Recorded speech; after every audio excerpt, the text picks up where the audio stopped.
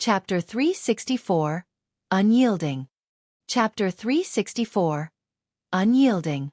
Two massive and different auras collided invisibly in the voids, causing the weeds in the courtyard to disintegrate into powder. The air seemed to have gone stale. A war was about to break out. Xueqi and the others watched the scene with sweaty palms, feeling as though their hearts were about to stop beating.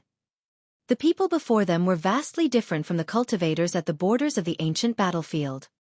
These were all desperados who were stronger, more violent and fearless.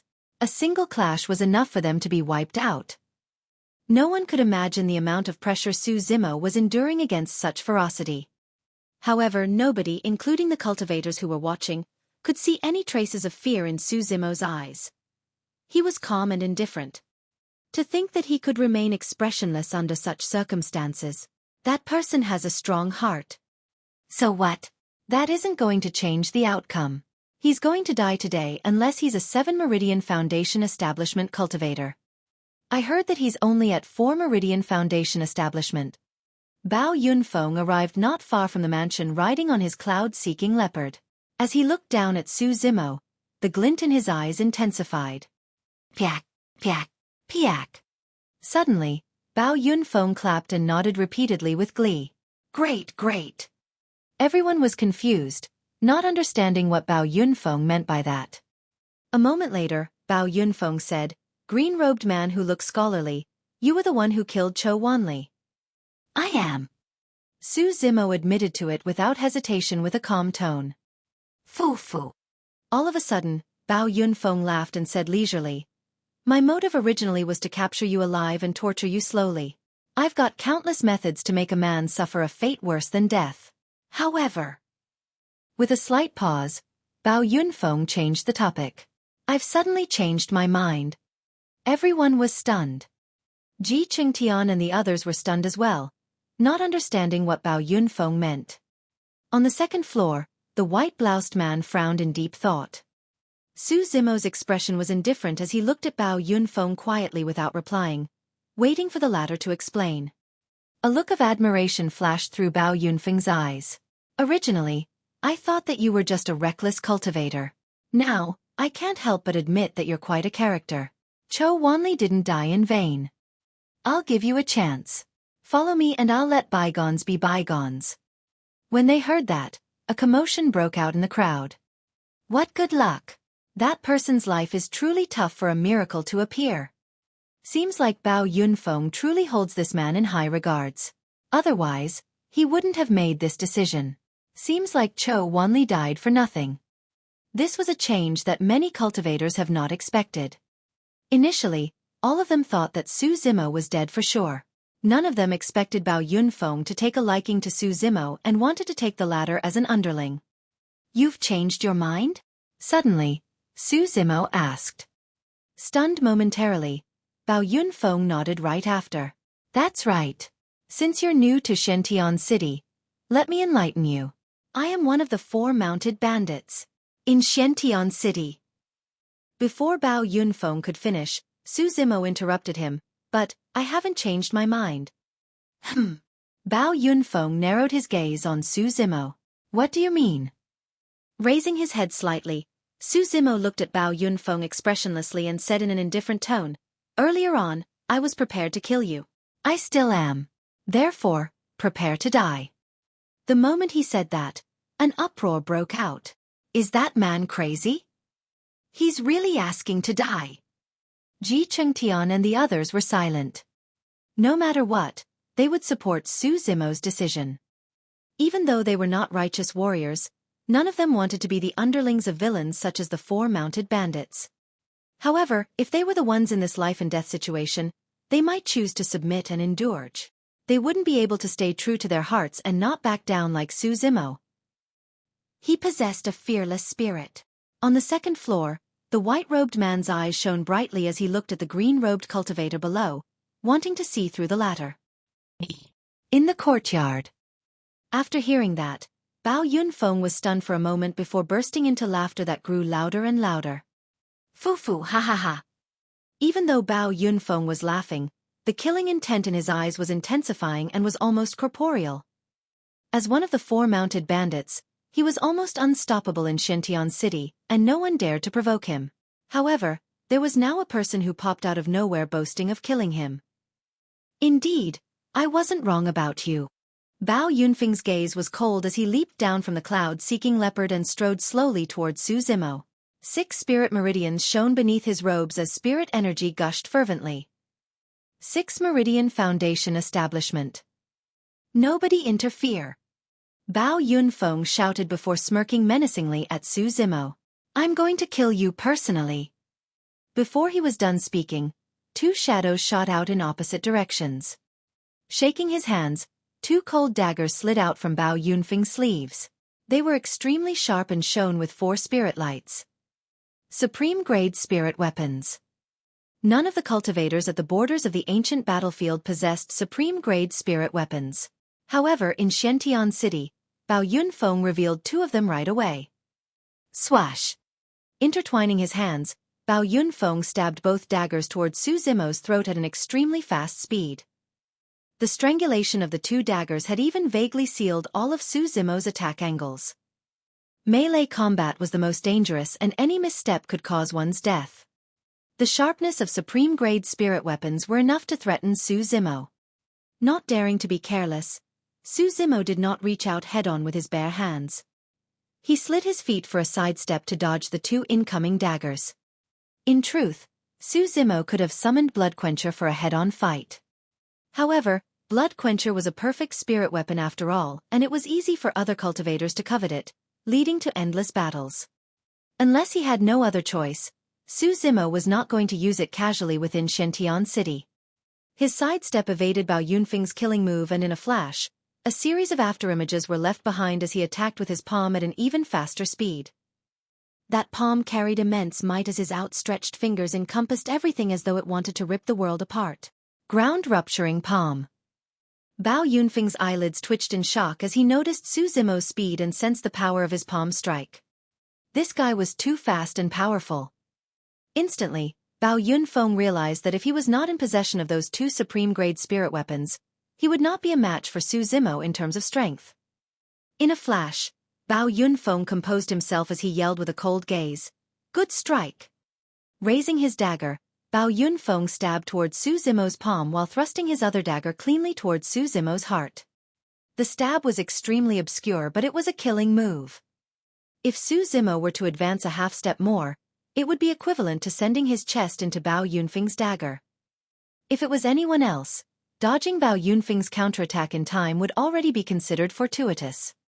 However, this was Su Zimo who possessed spirit perception and an unparalleled physique. Su Zimo who had never suffered a single defeat in a melee fight yet. Chapter 365. Strangulation. Chapter 365. Strangulation. The surrounding cultivators held their breaths and looked at the 2 figures fluttering on the battlefield without batting an eyelid. The 2 of them fought with swiftness and their shadows intersected at a dizzying rate. Victory could be decided within a single blink. The 4 mounted bandits were all body-tempered cultivators and specialized in melee combat. Among them, Bao Yunfeng's specialty was his speed and agility. In his hands, the sharp dagger was like his finger and it was extremely difficult to deal with as it came from tricky angles. Countless cultivators had died under his dagger. On the battlefield, the speed of Divine Steed Fleeting was extremely fast. Just as he was about to slam into Bao Yunfeng's dagger, Su Zimo's eyes lit up and he changed moves, entering the stance of Plow Heaven Stride. With a single step, he stomped onto the ground and halted his figure. Boom! Su Zimo's feet landed on the ground and the stone slabs on the long street split open, creating a massive ravine. Dust clouds flew into the air and the entire place quaked.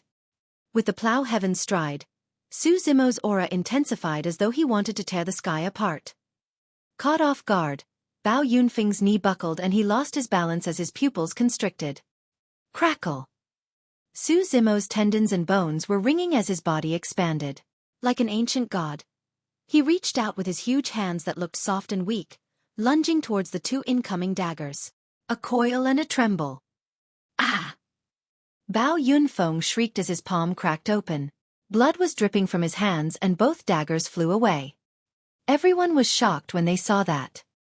How strong was that man's physique to be able to send both Bao Yunfeng's supreme-grade spirit weapons flying with his bare hands?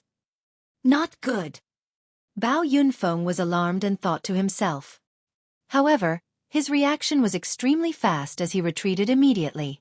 Retrieving a protection talisman from his storage bag, he crushed it on the spot and turned to flee. Trying to flee? Su Zimo harumphed coldly as killing intent surged in his eyes.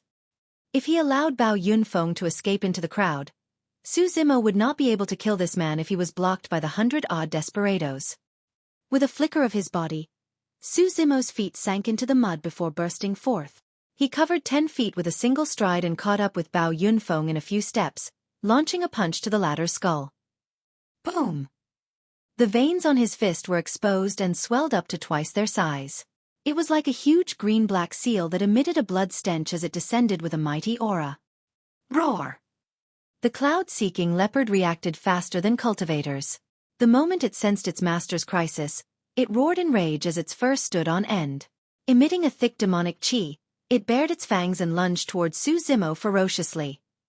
The strength of an ancient remnant beast at the peak of Foundation establishment was enough to pose a threat to Su Zimo. If he was struck, Su Zimo's physique would not be able to deal with it as well and he would be injured or even dead. However, Su Zimo's expression was unchanged as he had already seen a black shadow darting over. He continued punching towards Bao Yunfeng's head using his fist like a stamp. Just as the cloud-seeking leopard's claws were about to reach Su Zimo, a muscular shadow rammed over at an even faster speed. Bang! Bang! 2 bangs sounded at almost the same time. The cloud-seeking leopard was sent flying by the black shadow and dust clouds billowed when the 2 mighty bodies landed on the ground. The cloud-seeking leopard let out a sad cry. The black shadow stood up and its cold shimmering claws extended silently. They have already punctured a few holes on the cloud-seeking leopard's body and blood was gushing out. This was none other than Night Spirit who was sprawled at the side. Under the guise of the night, Night Spirit's scales shone with a cold luster. Its eyes were dark and mysterious, emitting a murderous aura that sent chills down one's spine. The cloud-seeking leopard struggled and wanted to stand up as it opened its mouth and bit towards Night Spirit's throat. This was an ancient remnant beast after all. There was still strength for a final attack despite its massive injuries. Night Spirit's tail wagged. A black shadow darted by. Poof! Like a pitch-black spear, Night Spirit's tail stabbed through the cloud-seeking leopard's head, entering from the mouth and exiting from the back of its head. An ancient remnant beast, the cloud-seeking leopard, just died on the spot. At the same time on the other side, Su Zimo's gigantic green-black stamp descended and crushed Bao Yunfeng's protection talisman, landing on the latter's back with its remaining momentum. Buzz! 4 spirit lights shone from Bao Yunfeng's back as a burning inner armor was revealed. 4 spirit patterns, it was a supreme-grade defensive spirit weapon. Although the power of Su Zimo's punch was great, more than half of it was reduced because of the protection talisman. Right after, it was blocked by the supreme-grade defensive spirit weapon, and Bao Yunfeng received almost no damage as he seized the opportunity to flee forward. Heh! Bao Yunfeng laughed and yelled, "You're that bit away from killing me." He did not hear Su Zimo's reply after saying that. Instead, the killing intent behind him intensified, as if a terrifying ferocious beast was chasing him. Instinctively, Bao Yunfeng turned and glanced behind. That single glance scared him out of his wits. Su Zimo used Divine Steed fleeting and a series of afterimages appeared in the void behind him. The distance between them had decreased rapidly and Su Zimo was almost reaching him. Go! The desperados that Bao Yunfeng had brought with him realized what was happening as they hurriedly summoned their flying swords and stabbed towards Su Zimo. Instantly, sword chi filled the air and spirit lights shone brightly. Pang! Pang! Pang! Lowering his body, Su Zimo was almost sprawled on the ground as he slithered forward. The bones and tendons in his body rang together with a trembling sound. When he stretched out his arms, his body elongated and resembled an anaconda. Su Zimo's arms landed on Bao Yunfeng's waist and he coiled around it weakly. All the flying swords missed. At that moment, Su Zimo was almost entirely plastered on Bao Yunfeng's body. Weak and boneless, he coiled around the latter's body with cold eyes. On the second floor, the white-robed man closed his eyes subconsciously. It was as though he was witnessing an anaconda wrapping itself around Bao Yunfeng's body. Inhaling deeply, the anaconda's tendons pulsated and its flesh expanded at a visible speed. Pest! The white-robed man took a deep breath and looked down again. Crack, crack, crack. Bao Yunfeng's hands were bound as he stood rooted to the ground with the sound of bones cracking ringing from his squeezed body. Even though the supreme-grade defensive spirit weapon could defend against the sharpness of weapons and soften impacts, it could not withstand this sort of compressional strangulation. Anaconda Strangle. Bao Yunfeng's eyes were bloodshot and bulged as his tongue stretched out, turning into a terrifying shade of purple. From the depths of his throat, he croaked. The 100-odd desperados were shocked at the sight and froze on the spot. At that moment, Su Zimo and Bao Yunfeng were entangled together. If they were to attack, there was a high chance that they might injure Bao Yunfeng instead of save him. Splash! The sound of bloodline rumbling echoed from Su Zimo's body like a terrifying tsunami. Die! He hollered and his body expanded once more as his muscles swelled. Bursting forth with immense strength, Bao Yunfeng was squeezed into a blood mist. One of the 4 mounted bandits had died in Shentian City. Chapter 366, Reap. Chapter 366, Reap. There were at least thousands of cultivators gathered by now. However, at the moment, it was entirely silent outside the courtyard, as though everyone was strangled and could not breathe. What happened was way too tragic. The 4 mounted bandits were renowned for their physiques and melee combat capabilities. Among them, Bao Yunfeng was extremely fast and agile. He was practically invincible among 6 Meridian Foundation establishment cultivators, and could only be taken down by 7 Meridian Foundation establishment cultivators. If they hadn't witnessed it personally, nobody would have believed that Bao Yunfeng would have been killed by strangulation in melee combat by a 4 Meridian Foundation establishment cultivator, dying without a corpse. More than that, no one could believe that someone would dare kill Bao Yunfeng in Shentian City. This was big. Bao Yunfeng's death was not important. The issue was that many innocent cultivators might be implicated by the rage of the other 3 violent mounted bandits. On the second floor, the white-robed man put away his fan and suddenly asked with sparkling eyes, "Uncle Yang, what do you think of this person? He's very strong in melee combat, ruthless and decisive in killing." Uncle Yang replied in a low voice, however, "That kid is brash and does not know how to hold back. While he's straightforward, there is now no room to back off against the 4 mounted bandits and he's bound to die." "I'm actually rather interested in him," the white-robed man smiled gently and said. Frowning, Uncle Yang asked, "You intend to recruit him, young master?" "Indeed," the white-robed man nodded. Uncle Yang continued, "Recruiting him now would be equivalent to offending the 4 mounted bandits. That's irrational. The reason why we entered the ancient battlefield this time round is for the ruins of Elixir Pool Sect. It's inconvenient for us to make such strong enemies." Pausing for a moment, Uncle Yang added, "Right now, Glass Palace, Malevolent Earth Sect and some of the other strong factions are lingering around Shentian City. It's quite likely that they're all here for the ruins of Elixir Pool Sect. Compared to Glass Palace and Malevolent Earth Sect, we're lacking in top experts and are at a disadvantage. We must be careful, young master." "Top experts." The white-robed man smiled and turned his beautiful eyes, looking at the green-robed cultivator in the courtyard. "There's one right there, isn't it?" "Him." Uncle Yang laughed. "Although I'm old, I'm not at the age where my eyes are failing me. While that person is strong in melee combat, I don't think he's quite at the level of a top expert, right?" The white-robed man smiled without replying. In the courtyard. After killing Bao Yunfeng with Anaconda Strangle, Su Zimo stood in a puddle of blood, his green robe stained blood-red. Exuding a murderous aura, his gaze was razor-sharp and carried a lethal killing intent. Kill! Instead of retreating after Bao Yunfeng's death, the 100-odd desperados cried out in rage and charged toward Su Zimo wielding chilling curved sabers. This was the nature of the desperados. None of them feared death. The fierce horses that they rode were all spirit demons at Foundation Establishment realm. With bloodshot eyes and terrifying strength, cultivators were bound to be torn apart if they were rammed by those horses. Dust billowed as the 100-odd cultivators charged with menacing intent. If it was anyone else present, They would dodge right away when faced with such an army, afraid that they would be crushed to sludge. However, Xueqi did not retreat nor dodge. His eyes lit up as his bloodline churned with a furious sound of tsunamis mixed with rumbling thunder. His strength increased massively with the churning of his bloodline. Bang! Exhaling, Xueqi extended a pair of gigantic palms and pushed against the heads of two furious horses that were charging over. Instantly, his sleeves exploded, revealing two ripped arms where his muscles were knotted together inch by inch. Like molten steel, they exuded the feeling of immense strength. The momentum of charging, galloping horses was intense. Cultivators aside, even in the jungle, few spirit demons would dare go against it head-on. However, the two horses were pressed on the spot by Xueqi's palms and could not advance a single inch.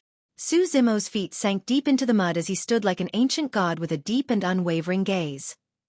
Caught off guard, the two desperados riding on the horses were sent flying. Little Fatty and Shurjian were wielding their gigantic axe and steel rod respectively.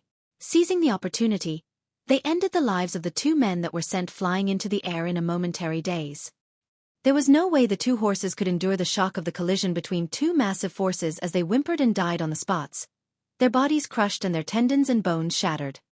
The riders behind them could not stop in time and all of them fell to the ground in a mess.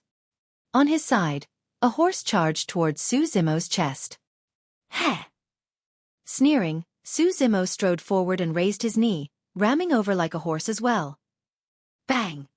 The gigantic spirit demon horse was sent flying by a seemingly tiny human and exploded in midair, turning into a mist of blood. Roar! Right then, Night Spirit lowered its front limbs and head in an offensive stance, suddenly letting out a deafening roar from the depths of its throat. The spirit demon horses that were initially murderous and filled with fighting spirit were instantly scared out of their wits as boundless fear shone in their eyes. None of those spirit demons recognized Night Spirit. However, there was a deep-rooted fear that came from the depths of their bloodline in response to that roar. Some of the horses shivered and buckled to the ground, peeing and shitting themselves in incontinence. Some of the horses seemed to have gone insane as they threw the cultivators on their backs off. Pushing the crowd away, they fled into the distance at an extremely fast speed. In the blink of an eye, all the desperados were in chaos. The surrounding cultivators were shocked as their impressions of Night Spirit changed gradually. Although they were not part of the conflict, they felt a sense of fear the moment Night Spirit roared and almost turned to flee themselves. Xueqi slapped his storage bag and 18 flying swords floated in front of him. Buzz! Quivering at the same time with a resounding buzz, the 18 flying swords shone endlessly in a bedazzling manner. Ah! Supreme-grade flying swords. All of them are supreme-grade flying swords. How many people must he have killed to be able to amass 18 supreme-grade flying swords? Cries of surprises came from the crowd. On the second floor, the white-robed man and Uncle Liang exclaimed softly at the same time. Uncle Liang frowned tightly with an odd expression as he shook his head. Something isn't right. Those 18 flying swords are identical in terms of length, width, thickness and even their spirit patterns. They don't seem to have been mixed. Instead, they should have originated from the same weapon refinement master. As expected, he should be a sword formation master, suddenly the white-robed man said.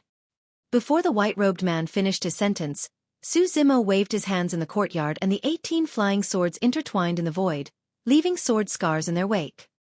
Whoosh! A formation light shone brightly and illuminated the night skies. Right after, the 18 flying swords gathered together with their tips pointing outwards in unison, forming a gigantic sword-shaped circular disc. 18 rays of sword chi were released like a blazing sun and was extremely dazzling. It was the candlelight sword formation. Go! Xueqi pointed forward. The sword-shaped circular disc charged into the crowd, circling around the desperados. Boundless blood chi was released and a blood mist formed as limbs were sent flying. Chapter 367, Elixir Yang Sect. Chapter 367, Elixir Yang Sect. Sword Formation Master. He's a sword formation master. No wonder he is able to reach Shentian City despite only being at 4 Meridian Foundation establishment. So, that's his secret. Sword formation masters were extremely rare in the cultivation world and everyone was shocked. On the second floor, Uncle Yang took a deep breath. His expression changed slightly as he whispered, "The killing power of that sword formation is so strong." "Do you recognize it, Uncle Yang?" the white-robed man asked. After a long while, Uncle Yang shook his head. "I've never seen it before. The might of that sword formation isn't weaker than those of ancient array sect."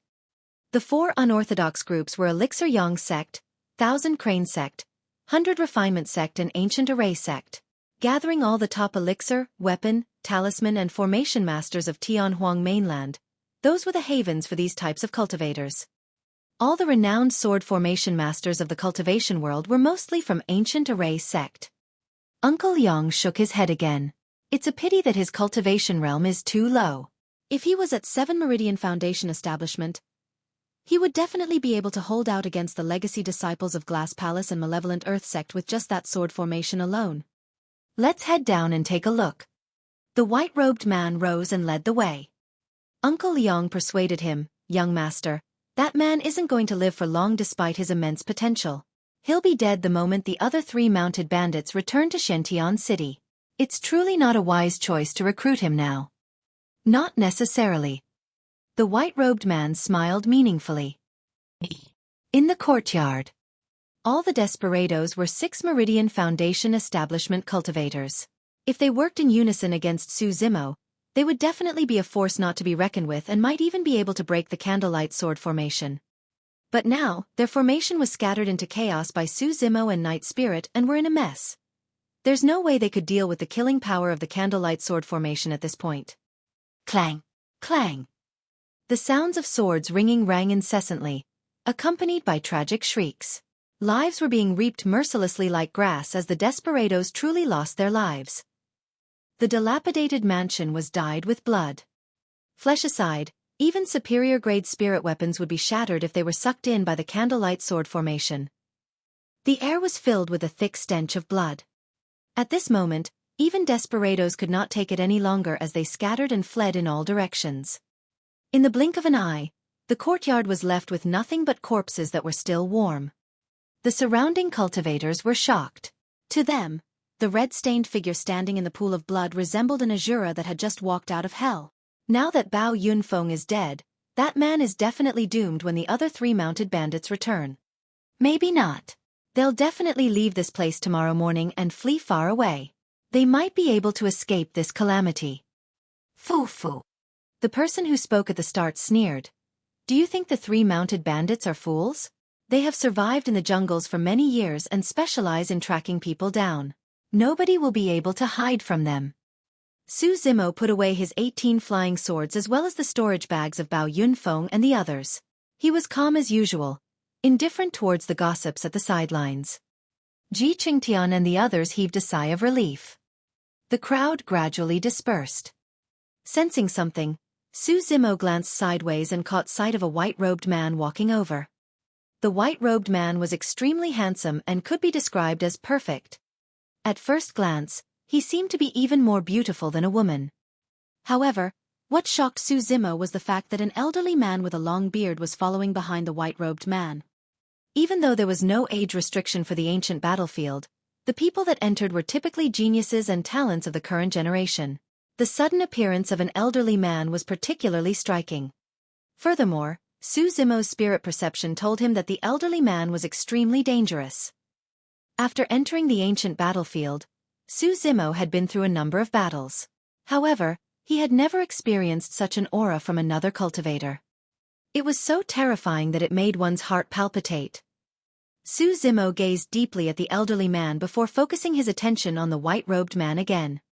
The white-robed man waved and held his folding fan behind him while cupping his other hand with a smile. "I am Tang Yu. How do I address you, fellow Taoist?" "Su Zimo." Su Zimo's gaze was fixed on the sect badge on the man's waist as he replied expressionlessly. Anyone who dared to display their sect badges in the ancient battlefield were mostly from major sects or factions. While Ethereal Peak was one of the 5 major sects within the territory of the Great Zhou dynasty, it was nothing much in Tianhuang mainland. Su Zimo and the others hung nothing but a storage bag around their waists. Although Su Zimo could guess that the white-robed man's background was far from simple, he could not identify the sect badge nor motive of the latter. Tang Yu flicked his folding fan open with his slender wrist and waved it gently. Fellow Taoist, you've just arrived in Shentian City, so I think you might not have much of an understanding towards the four mounted bandits. However, I do know some stuff about them. I'm willing to hear it in detail, Su Zimo nodded. The so-called four mounted bandits are arranged based on the dhole, wolf, tiger and leopard. Each of them rides on a different ancient remnant beast that is extremely strong. Among them, the leader, Chai Li, is at 7 Meridian Foundation Establishment. The others are all at peak 6 Meridian Foundation Establishment and can advance to 7 Meridian Foundation Establishment at any moment. Tang Yu continued, in Shentian City, the four mounted bandits are not the strongest. However, the reason why the other top factions are not willing to go against them is because of the existence of a 7 Meridian Foundation Establishment cultivator among the four mounted bandits. Now that Bao Yunfeng is dead, you've sowed a deep feud with the other 3 mounted bandits and there's no room for negotiation. Even if you escape from Shentian City, they will hunt you down and a battle will be inevitable. Tang Yu spoke confidently and Su Zimo remained silent, looking at him quietly. After a moment, Su Zimo asked, what exactly are you trying to say? I can help you. Tang Yu's statement was surprising. Oh! Su Zimo raised his brow. No one was on his side now that he had offended the four mounted bandits. He had not expected that anyone in Shentian City would offer to help him. Tang Yu added, of course by help, I don't mean that I'm on your side entirely to go head-on against the four mounted bandits. That's not going to benefit me. However, changing the topic, Tang Yu continued, I can take away any burdens you have. What do you mean? Su Zimo raised his brow slightly. Tang Yu's gaze darted past Ji Qingtian and the rest before landing on Su Xiaoning. After pondering for a while he suddenly said, this girl here is an elixir refinement master, right? Su Zimo did not reply and was expressionless. However, Su Xiaoning was stunned and shock flashed through her eyes. Right from the beginning, she had not revealed anything related to elixir refinement. Yet, the handsome man in front of her saw through her identity immediately. How could she not be surprised? When he caught sight of Su Xiaoning's reaction, Tang Yu smiled gently and nodded. Seems like I was right. He continued, this girl will not be of much help once the battle with the four mounted bandits begins since her cultivation realm is too low. Instead, she will become a burden. However, I can ensure her safety. If a massive battle were to break out and everything was chaotic, even Night Spirit might not be able to protect Xiaoning from harm. Tang Yu continued, if she's talented in elixir refinement, I can even offer her a chance to join my sect. What sect are you from? Su Zimo asked instead. Proudly, Tang Yu declared, one of the 4 unorthodox groups, Elixir Yang Sect.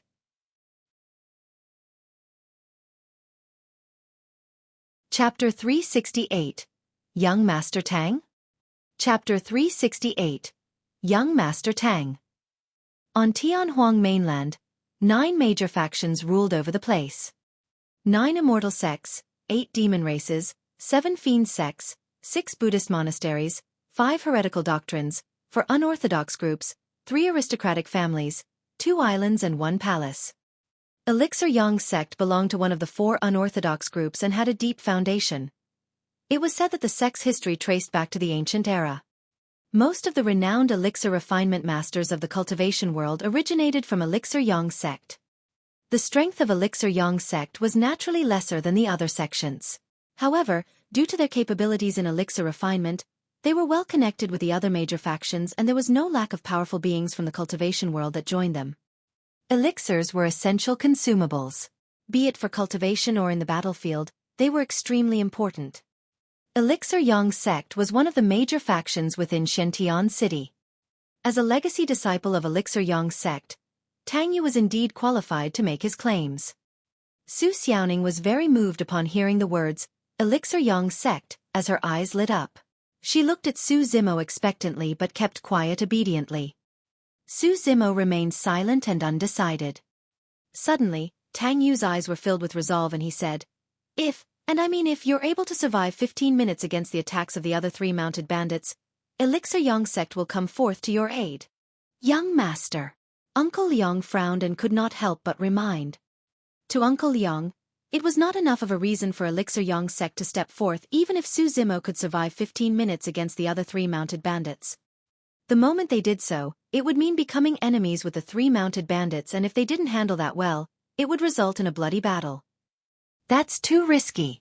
Even though this man has great potential, he's not worth it, Uncle Yang whispered. Tang Yu shook his head with a resolute expression as he looked at Su Zimo, awaiting the latter's response. Why are you helping me? Su Zimo looked at Tang Yu and asked calmly. Admiration flickered through Uncle Yang's eyes when he saw Su Zimo's reaction. Although he did not recommend Tang Yu helping Su Zimo, he acknowledged the fact that this green-robed cultivator was indeed a talent as well. If it was anybody else, they would have agreed to such a sweet free deal immediately. However, this man was still rational and did not agree to it readily. Everything else, his calmness alone, was far superior to the other disciples of the younger generation. Tang Yu smiled. There's 2 reasons why I want to help you. First, it's naturally out of selfish reasons. I value your potential. Su Zimo was much less guarded when he saw how honest Tang Yu was. Nodding, he gestured for the latter to continue. Tang Yu added, second, it's quite a pleasure seeing someone reject Bao Yunfeng's advances in Shentian City and kill him instead. I'm impressed. There's nothing to be impressed about. I merely don't want to be in the same league as the 4 mounted bandits, Su Zimo replied casually. That's the point. Waving his folding fan, Tang Yu pointed at the crowd that was gradually fading away. I guarantee that most cultivators in Shentian City would not want to be in the same league as the 4 mounted bandits. However, none of them would dare provoke the 4 mounted bandits, much less resist them. At the beginning, every cultivator might have aspired to be a just and righteous person. However, as time passes, their resolve fades as well as they eventually bow down in the face of the cruel reality. In fact, they might even turn into the type of people that they have once looked down on. However, you are different. Tang Yu's gaze landed on Su Zimo eventually as he said with a bright tone, I can still see your resolve, your conviction. There are not many people who can stay true to their hearts and push forth courageously in the cultivation world. You are one of them. Ji Qingtian and the others were the most emotional over Tang Yu's words. As Tang Yu had mentioned, all of them hated the 4 mounted bandits and did not want to be in the same league as them. However, when Bao Yunfeng came forth to recruit them, they felt a heavy load on their shoulders and went against their hearts, bearing intentions of bowing down. Smacking his lips, Su Zimo said in a self-deprecating manner, most people like me don't live long lives. And that is why I'm here to help, Tang Yu smiled. Su Zimo was slightly dazed when he met with the sparkle in Tang Yu's eyes as he felt a strange sensation surging in his heart. Hurriedly, he changed the topic and asked, You said that you value my potential. Is there something that you want me to do? That's right. Tang Yu nodded. Right now, there are many powerful figures gathered within Shentian City, all for the sake of the ruins of an ancient sect.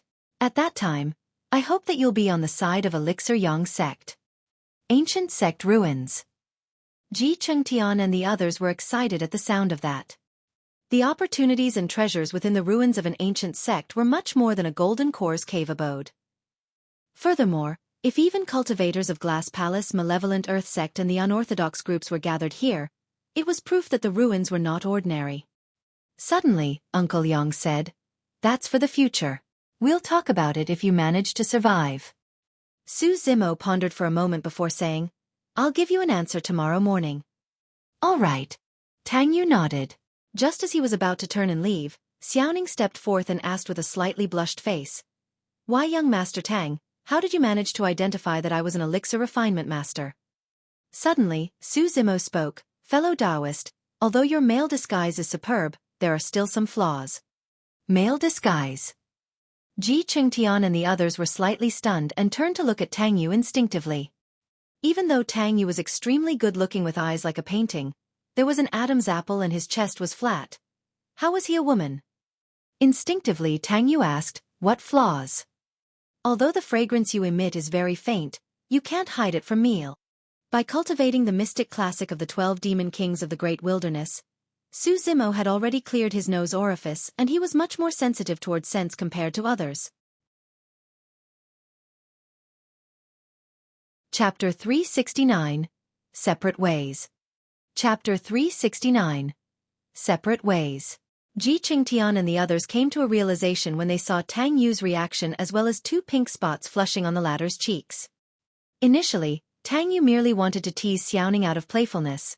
Yet, she ended up as the one teased. Everyone held back their laughter as they looked back and forth at Tang Yu and Su Zimo. Even though she was disguised as a male, Tang Yu was a woman after all and was easily embarrassed. There was no way she could handle the playful gazes that everyone was casting her as she raised her head and turned to leave in a huff. Xiaoning looked at Tang Yu's back view in a dazed manner for a long time. Xiaoning, don't harp on it. Su Zimo coughed gently and patted Xiaoning's shoulders. Turning to look at Su Zimo, Xiaoning raised her brows slightly. Still somewhat unwilling to accept the truth, she asked, "Young Master Tang is really a woman?" Su Zimo nodded. Heis. Xiaoning sighed and could not conceal her disappointment. Su Zimo smiled bitterly in secret. Xiaoning was at the age where a maiden's heart was blossoming. To think that her first taste of love would come from a woman. Fortunately, the two of them had not interacted for long and there was nothing left after things were exposed.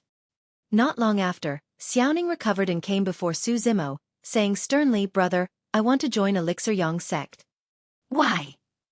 Although Su Zimo could vaguely guess the reason, he still asked. If there's an elixir recipe for increasing one's lifespan in Tianhuang mainland, it has to be an Elixir Yang Sect. I want to give it a shot. Indeed, it was as Su Zimo had expected. In truth, the greatest motivation and reason why Xiaoning became an elixir refinement master was because she wanted to learn how to refine an elixir to increase one's lifespan. Their eldest brother, Su Hong, was only immortal. With no way to cultivate, his lifespan was a 100 at most. The reason why Xiaoning became an elixir refinement master was because she wanted to increase her eldest brother's lifespan and have him live as long as possible. However, the rarest elixirs in the cultivation world were those that could increase longevity. Those elixirs and recipes had never appeared in the territories of the Great Zhou dynasty, much less Azure Frost Sect. This was an extremely rare opportunity that Xiaoning did not want to give up. In reality, Su Zimo hoped that Xiaoning could join Elixir Yang Sect as well. First, he had a deep feud with Blood Crow Palace, and it was highly likely that he would experience a great calamity of life and death upon returning to the sect. If Xiaoning could join Elixir Yang Sect, she could avoid the calamity. Second, Elixir Yang Sect was one of the 4 unorthodox groups and had a deep foundation and decent strength. It was far superior to the likes of Azure Frost Sect and would suit Xiaoning's path of cultivation. Su Zimo said, "All right, I'll have Night Spirit accompany you there when the time come." After all, he did not have much of an understanding towards Elixir Yang Sect and could only feel more relieved if Night Spirit was by Xiaoning's side. Turning around, Su Zimo looked at Ji Qingtian and the others. He pondered for a moment before saying in a deep voice, "I'll stay in Xintian City for the time being. You guys rest a while to recover your energy and leave this place as soon as possible." Little Fatty frowned and shouted, "Bro, we'll either leave or stay together." "That's right," Ji Qingtian nodded as well. Su Zimo waved it off. "I'm the target of the 3 mounted bandits. If I leave with you guys, none of us will be able to escape. My strength is enough to protect myself, but if you guys stay in the city, you'll only be sacrificing your lives for nothing. There's no need to act on impulse." Ji Qingtian and the others were silent. They knew that Su Zimo was stating the facts. There was a 7 Meridian Foundation establishment cultivator among the 3 mounted bandits, and they had hundreds of 6 Meridian Foundation establishment desperados. Given the strength of Ji Qingtian and the rest, they would not be able to survive against the attacks of hundreds of desperados even if they were in peak condition. Right now, the help that they could provide Su Zimo was almost negligible and they might even be a burden for him. Leaving Su Zimo and Xintian City was perhaps the best option for them. In reality, Su Zimo wasn't entirely helpless against a 7 Meridian Foundation establishment cultivator. As long as he released his blood chi, his strength would climb to another level with the aid of his demonic chi and he could definitely contend with a 7 Meridian Foundation establishment cultivator. However, if he did that, he would become a mass target and might attract even stronger foes or be surrounded by all the cultivators of Xintian City. However, if he had to hide his demonic chi and merely work with his bloodline, Su Zimo would most likely be able to match a 7 Meridian Foundation establishment cultivator at the most with the aid of Blood Quencher. It would be extremely difficult for him to defeat or even kill a 7 Meridian Foundation establishment cultivator. The exception to that was if he could unlock his mouth, eyes and all 7 orifices to attain lesser mastery of the orifice clearing section. However, that was unrealistic.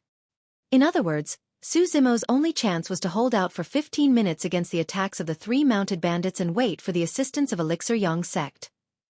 15 minutes. Xueqi murmured softly. A cold glint flickered through his eyes as he began cultivating. The next morning, Tang Yu did not appear. Instead, a disciple of Elixir Yang Sect came forward and asked Xueqi about his decision. "I'll stay," Xueqi said before turning to look at Su Xiaoning. "Xiaoning will return with you. Please tell young Master Tang that I hope that he will take good care of her." The disciple of Elixir Yang Sect smiled gently. "Our young master has already expected this, so he told me in advance to inform you not to worry and that he will definitely protect Xiaoning well. Also, these are some healing elixirs courtesy of senior brother. Hopefully, they'll be of use to you guys." Before leaving, the Elixir Yang Sect disciple handed Xueqi a storage bag containing many jade bottles of various elixirs. Xueqi took a quick glance and did not spot any perfect elixirs. He then passed everything to Jichengtian and the rest. With Night Spirit's company, Xiaoning left with the Elixir Yang Sect disciple. Xueqi continued cultivating. Under such a pressing situation, the 5th spirit meridian in his body also appeared and there was a chance he could unlock it within the next few days. With the help of the healing elixirs gifted by Tang Yu, Jichengtian and the others recovered swiftly and were mostly healed by the next day. This morning, Xueqi said in a deep voice, "Senior brother Ji, you guys should leave today. The 3 mounted bandits are going to return any time now. If we drag on, things might change and it might be too late to leave." "All right." Jichengtian and the others nodded without hesitating. Lang Rou, Little Fatty and Shi got up one after another as well, bidding farewell to Xueqi. On the way, all 3 of them were silent, deep in their own thoughts. After exiting Xintian City, Little Fatty suddenly came to a stop at the north gates. He turned and said, "Senior brother Ji, sister Lang Rou and silly Jian, I intend to explore the ancient battlefield myself. Let's bid farewell here." "I'm not silly," Shi Jian murmured. Lang Rou nodded with a cold expression. "All right." Jichengtian smiled. "That's my intention as well. I don't know when we're going to meet again after separating today. Everyone, please take care." "Take care." Everyone bid farewell with cupped fists and Jichengtian, Lang Rou and Little Fatty split into 3 directions on their flying swords. They disappeared in the blink of an eye, leaving Shi Jian the only one remaining. Scratching his head, he picked a random direction and sprinted with huge strides. Chapter 370, Incoming Storm. Chapter 370. Incoming Storm. Part of the reason why Xueqi stayed on in Xintian City was to resolve the feud with the 3 mounted bandits. At the same time, he was curious about the ancient sect ruins that Tang Yu mentioned. A sect ruin that could gather a few of Tianhuang Mainland's major factions was definitely far from ordinary. Of course, the prerequisite of exploring the ruin was that he had to establish a firm standing and reputation within Xintian City. The battle against the 4 mounted bandits was inevitable. From the moment he killed Bao Yunfeng, Xueqi had no intention of resolving things amicably with the 4 mounted bandits. Against these villainous and violent people, there was no way Xueqi was going to swallow things and go against his heart just because of their formidable strength. If he had any unhappiness, he would just go for sweet, direct vengeance furiously to quell that displeasure. The worst-case scenario would be for his demonic cultivation to be exposed. At the most, he would just raise hell at that time. For the next few days, Xueqi sat at a street corner exposed to all motionlessly. With an empty mind, he cultivated with the calmness of an old monk. On the 3rd day, Xueqi's 5th spirit meridian appeared and took shape, stabilizing completely with spirit energy surging within it in a full manner. Xueqi's breakthrough did not cause much of a reaction in Xintian City. After all, to most of the cultivators, it did not matter whether Xueqi was at 4 or 5 Meridian Foundation establishment. In fact, even if he got to 6 Meridian Foundation establishment, the outcome would not change much. Most of them were just waiting to watch the show. Everyone wanted to know how the three mounted bandits were going to torment Xueqi given their methods and the number of innocent cultivators who would be implicated due to their wrath. As time passed, the tension in Shentian City got heavier as it meant that the three mounted bandits were closer to returning. This day, dark clouds shrouded the city and thunder rumbled. The skies seemed to be painted ink black as the clouds changed rapidly and rumbled. The air was filled with a damp scent indicating the arrival of a thunderstorm. A perfectly retained residence stood at the east side of Shentian City. At the entrance, a handsome man in luxurious robes stood with hands behind his back, looking at the dark clouds with a slightly raised chin. His eyes were clear, resembling glass. A cultivator sped over from the distance with a sect badge hanging on his waist. The handsome man in the residence had an identical one as well. If one were to pay attention, they could vaguely make out a single word: glass. Greetings, Senior Brother Page. The disciple arrived before the luxuriously robed man and bowed slightly, greeting with politeness. We have news. The three mounted bandits have returned to the city. All right. The luxuriously robed man replied indifferently, still gazing at the skies. The disciple continued. I heard that Elixir Young Sect is up to something. Young Master Tang is leading a group of cultivators towards that mansion, but we don't know why. Phew! Extending his palm, the luxuriously robed man looked at his long slender fingers with a mocking expression as he said indifferently, the four mounted bandits, the dhole, wolf, tiger and leopard. Now that the leopard is dead, the remaining three beasts will definitely go mad. Anyone who offends them at a time like this is only asking for it. Our aim is the ruins of Elixir Pool Sect. There's no need for us to waste our strength here. That Xueqi is merely an ant that's overestimating his own strength. West side of Shentian City. In a palace, a black-robed cultivator sat in the middle with a huge gold saber. A bone spear laid across his knees horizontally. Although his eyes were shut, there was a murderous aura around him. Fiend air, the three mounted bandits have returned to the city. Got it. The black-robed cultivator replied casually without opening his eyes. Almost at the same time, Puppet Sect, Thousand Crane Sect. The few factions within Shentian City caught wind of the news as countless gazes watched the long street. Before long, a storm poured and lightning flashed in the skies, interweaving like a web that threatened to engulf the ancient city. The storm was heavy and fierce. In the blink of an eye, the green robes that Xueqi was wearing were drenched. Even so, he continued sitting where he was, upright with his eyes closed. He had a calm expression, as though he was indifferent towards everything. Not far away, Tang looked at the green-colored figure with a dazed expression. A moment later, she snapped out of her stupor and glanced askance. Uncle Yang, do you think he can survive for 15 minutes? It's difficult. Uncle Yang shook his head. The three mounted bandits aside, just the thousands of desperados they have with them are enough to tear that man apart. My brother will definitely make it. Standing beside Tang Su Xiaoning gripped her fists and said resolutely. Beside her, Night Spirit sprawled on the ground quietly, protecting Xiaoning in silence. On the long street. The rain grew heavier and the wind gusted more intensely. In that storm, the sounds of hooves could be heard from far away, intensifying in volume and clarity. Gradually, the hooves sounded like thunder. Even the storm could not cover up the surging killing intent coming from the end of the long street. Vaguely, three figures appeared in the misty rain, approaching from afar. It was the three mounted bandits. The ancient remnant beasts that all three of them rode on let out heavy panting sounds. With bloodshot eyes, they gave off a feral aura as they glared at the street corner keenly. Behind the three of them was a large army of mounted riders, coming with ferocity. At a glance, there were over 1,000 people.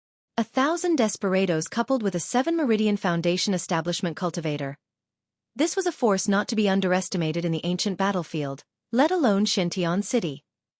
In reality, top factions like Glass Palace and Malevolent Earth Sect were stronger than the four mounted bandits. However, there were many factions gathered within Shentian City right now contending for the ruins of Elixir Pool Sect. No one was willing to provoke the four mounted bandits lest their strength was weakened for the contention of the Elixir Pool Sect ruins. At the street corner, Xueqi was long drenched and his black hair was stuck together, looking absolutely wretched. 1,000 feet. 500 feet. The three mounted bandits were closing in, and Su Zimo could even sense the stench coming forth from the mouths of their three ancient remnant beasts. However, he did not move still. Suddenly, when the three mounted bandits entered the vicinity of 300 feet, Su Zimo opened his eyes and a gigantic bow had appeared in his hands out of nowhere. He bent the bow and loaded the arrows. Bow like a full moon and arrows like shooting stars. Swoosh, swoosh, swoosh. The sound of arrows tearing through the air was almost melded into one. That bow was none other than the moon concealment bow, the quasi-connate spirit weapon. When 5 spirit patterns lit up on the bow in Su Zimo's hands, Lang Tan felt a sense of uneasiness. The next moment, a cold flash appeared before him, almost closing in. The speed of the arrow was too fast and any ordinary 6 Meridian Foundation establishment cultivator would have been dead. However, Lang Tan's reaction was much faster than ordinary cultivators given his countless life and death experiences in the jungle. In a flash, he slanted his face sideways. A cold beam brushed by his cheek, cutting a blood wound. It was a close shave. He had dodged it. However, before Lang Tan could relax, his eyelids twitched and he saw another cold beam shooting over, aimed at his glabella. The second arrow was arriving and he had no chance to react at all. These were consecutive arrows. Lang Tan felt his hair stand on end. It was extremely lucky that he was able to dodge the first arrow. However, there was nothing he could do to evade this second arrow. Chapter 371, 10 Consecutive Arrows. Chapter 371, 10 Consecutive Arrows. Clang! Chai Li, who was beside Lang Tan, was the first to react. Withdrawing a long saber at his waist, his spirit energy surged and 7 spirit meridians lit up. With a holler and furious killing intent, Chai Li swung a reverse slash onto the incoming arrow. The cold light dissipated and the arrow was split into 2. Su Zimo's gaze narrowed. It was extremely difficult if one wanted to stop an arrow that was tearing through the air. It was not just a test of one's eyesight and reaction, but also their accuracy as well as the timing of striking with the saber. Given Su Zimo's bloodline, arm strength and the fact that he was using a quasi-connate spirit weapon, the moon concealment bow, that arrow was extremely powerful and even the strongest 6 Meridian Foundation establishment cultivator would not be able to deal with it. However, for Chai Li, who was at 7 Meridian Foundation establishment, he was able to take on that arrow unscathed. That was the reason why 7 Meridian Foundation establishment cultivators were terrifying. Be it in terms of reaction, speed or strength, they were significantly superior in all aspects. In reality, Chai Li was the one feeling shocked at the moment. Even though he had defended against that arrow, his palm felt like it was about to split and his wrist was a little numb. What did that mean? It meant that the power of that arrow was enough to threaten him. Suddenly, Chai Li realized that it was no wonder why Bao Yunfeng died. Before he was finished with his thought, the third arrow right after the second. The next moment, the 4th, 5th, 6th, and 10th arrows. 10 consecutive arrows enveloped the 3 mounted bandits. The storm poured and the arrow rain was incoming. Chai Li and Hu Meng's expressions changed starkly, and they were no longer bothered to save Lang Tan as they scurried to protect themselves. Thanks to Chai Li's defense of the previous arrow, Lang Tan managed to catch some breathing space. He whipped out a saber with his left hand and crushed a protection talisman with his right. The moment the protection barrier was formed, the cold beam arrived. Snap! Cracks spread out on the surface of the protection barrier. It was pierced with a single arrow. Pest! Lang Tan's expression changed. The killing power of that single arrow was so terrifying. His protection talisman was one of the top-tier Grade 2 talismans and could defend against a full-powered attack of a 7 Meridian Foundation establishment cultivator. However, it was destroyed by a single arrow right now. Yet another flash of light shot through the misty rain and approached. By now, Lang Tan had nowhere to dodge with his protection talisman crushed. The only thing he could do was to grip his saber with both hands and slash forward with all his might. Clang! When the saber collided with the arrow, sparks flew everywhere and the saber was actually repelled. The cold light paused for a moment before it pierced through Lang Tan's chest, causing a bloody arrow to exit from the back. Lang Tan fell from his black bane wolf and his eyes gradually dimmed as his life force left his body. The entire process of Su Zimo opening his eyes, withdrawing the moon concealment bow and loading it happened at almost the same time. He had only attacked when the 3 mounted bandits were within 300 feet. If the distance was too far, the power of the arrows would be reduced and they would be too slow, giving a longer reaction time to his opponents. If the distance was too near, a bow wouldn't be too useful.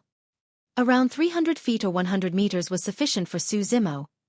The arrows would be almost instant against the 3 mounted bandits who were charging over. Within 100 meters, the 10 consecutive arrows killed Lang Tan of the 4 mounted bandits on the long street. All the cultivators who saw it happen were secretly shocked. If they were in Lang Tan's place, it would be difficult for them to survive the 10 arrows as well. Not far away, Uncle Yang nodded. I've got to say that this person's trump cards are very strong and can even threaten 7 Meridian Foundation establishment cultivators. However, his flaws are obvious too. The advantage of a bow was in ranged combat. At melee distance, a bow was nothing but a burden. After the 10 arrows, the remaining 2 mounted bandits and thousands of mounted riders charged over and had already arrived before Su Zimo. Even if Su Zimo was in possession of a connate bow, it would be useless given such proximity, let alone the fact that the moon concealment bow was only a quasi-connate spirit weapon. Next up was melee combat. The slightest mistake could lead to a decapitation. Die! Hu Meng was the first to arrive as he wielded a massive copper spear with a face on its tip and shone with 4 spirit patterns in his hands. It looked like it weighed 5 tons as Hu Meng swung it toward Su Zimo. The copper spear was so powerful that rain could not even fall through its arc of attack. It's a 7 Meridian Foundation establishment cultivator. Hu Meng has also advanced to 7 Meridian Foundation establishment. 7 spirit meridians shone on the surface of Hu Meng's body. The remaining 2 of the 4 mounted bandits were both at 7 Meridian Foundation establishment. Uncle Yang sighed. That Su Zimo is unlucky. A single 7 Meridian Foundation establishment cultivator is more than enough to kill him. To think that even Hu Meng has advanced to 7 Meridian Foundation establishment. Standing behind Tang Yu was a man with a haughty expression. He crossed his arms and sneered. 15 minutes? He's not going to even last 10 breaths. That's not for sure, Tang Yu frowned. Xiaoning looked intently at the battlefield with slightly shivering arms, revealing the nervousness she felt. Sensing her emotions, Tang Yu glanced sideways and held Xiaoning's palm, nudging it slightly to comfort the latter. Xiaoning took a deep breath of air and gradually composed herself. Clang! The moment Hu Meng struck, Su Zimo put away his moon concealment bow and withdrew a gigantic blood-red saber from his storage bag. Blood Quencher arrived with a torrential killing intent. Ooh! The bronze spear was considered as a special weapon. While it wasn't mobile, its advantage was in its might. Furthermore, the features on its face were extremely lifelike, resembling an enraged Vajra with formidable might that rattled one's heart. During a fight, cultivators will tend to meet one another's gaze every now and then. As long as they were slightly distracted and lost focus in their strength, they would practically be smashed to a pulp, without even a corpse left. Su Zimo was churning his bloodline and using his full might for each of the 10 consecutive arrows. Otherwise, he couldn't have killed one of the 3 mounted bandits head-on as well. But right now, Hu Meng had rushed over. This was the time when Su Zimo had just exhausted his strength and had yet to recover. All he could do was raise Blood Quencher to defend it in front of himself passively. Clang! An ear-piercing sound of metal clashing echoed when the copper spear collided against Blood Quencher. Su Zimo's body trembled and he staggered 3 steps back. Right after, Chai Li did not give Su Zimo any breathing room and charged over on the black feather dole that he was riding on. He slashed his saber horizontally, aimed at Su Zimo's throat. Su Zimo raised his saber to defend once more. Clang! Once again, Su Zimo's body shook as though he was struck by an irresistible force. His body retreated and his feet dug through the ground, opening up 2 ravines that were filled with rainwater instantly. The difference in strength is too great. He's not a match for them at all. That's right. That person is going to die instantly once the 1,000-odd cultivators strike. I reckon that his internal organs are probably ruptured after receiving 2 blows from Chai Li and Hu Meng. He's probably putting on a strong front. Both sides had only exchanged a few blows, but it was enough to give many hints about the situation. Su Zimo was indeed disadvantaged on the surface. However, in reality, it was only because his energy had run out due to the consecutive arrows. His enemies had merely seized the opportunity while he was weak to strike, creating that false appearance of an advantage. In fact, the moment he received the second attack from Chai Li, Su Zimo's killing intent had already surged. He almost could not contain the demonic qi in his body and wanted to retaliate by bursting forth with his power of blood qi. Chapter 372. Fierce Battle in the Range. Chapter 372. Fierce Battle in the Rain. Kill! Chai Li rode on the black feather dole with a venomous gaze that shone with a cruel glint. Waving his arms, he flew into the air and lunged toward Su Zimo. Roar! Squeak! On the ground, the Black Bane Wolf, Black Feather Dole and Rahu Tiger opened their mouths and let out deafening roars. All three of them were ancient remnant beasts and emanated boundless demonic qi. With massive bodies and sharp claws, they had already cultivated to the peak of foundation establishment. Splitting into three directions, the three ancient remnant beasts charged toward Su Zimo. It was especially so for the Black Bane Wolf. After witnessing its owner shot to death by this green-robed cultivator, the only thing it wanted to do right now was to rip this man's throat into pieces. In midair, Chai Li wielded his saber and descended from the skies along with Hu Meng and his copper spear. The 1,000-odd desperados had already charged forward, surrounding the place completely and leaving Su Zimo with no room to escape. Kill! Kill! Kill! The desperados chanted furiously and attacked. Some of them summoned flying swords, some of them released spirit arts and others wielded sabers and axes. When they saw that, the spectators shook their heads and sighed to themselves. Even legacy disciples of factions such as Glass Palace and Malevolent Earth Sect would not be able to escape an attack as such unscathed, let alone a 5-meridian foundation establishment cultivator such as Su Zimo. Tang Yu's gaze was burning and fixed on Su Zimo the entire time. To her surprise, she could not spot the slightest bit of panic or fear on Su Zimo's face. In fact, there was a vague trace of excitement in those bright eyes of his. Su Zimo's lips were curled slightly, showing a faint smirk. He was smiling. What sort of a person is he? Tang Yu frowned slightly. She truly could not understand how Su Zimo could smile in such a deadly situation. Ha, ha, ha. Suddenly, Su Zimo laughed into the skies, enunciating 3 resounding syllables. After his laugh, the rain around him seemed to be repelled by an invisible force as they spilled outwards. The surrounding desperados were shocked. The voice seemed to be rattling their minds, causing their visions to blur. Everyone's hands trembled. At that moment, Su Zimo's eyes lit up and his figure flashed. Before Chai Li and Hu Meng descended, he charged towards the 3 ancient remnant beasts. In that pouring rain, Su Zimo left behind a series of afterimages that lingered for a brief moment before vanishing in the raindrops. Even 3 beasts are thinking of taking my life. Roaring into laughter, Su Zimo did not hold back the disdain in his eyes as his bloodline churned, letting out the sound of tsunami, thunder and tigers and leopards that caused one to shiver. Against the 3 incoming ancient remnant beasts, Su Zimo slashed in reverse. The gigantic saber's blood beam expanded, engulfing the Rahu tiger and black feather dole within it. Right after, Su Zimo strode forward and slammed down, using his left fist as a seal and punching onto the Black Bane Wolf's head. The Black Bane Wolf's eyes shone with violence and it did not retreat nor dodge. Instead, it reached out at Su Zimo's throat with its sharp claws.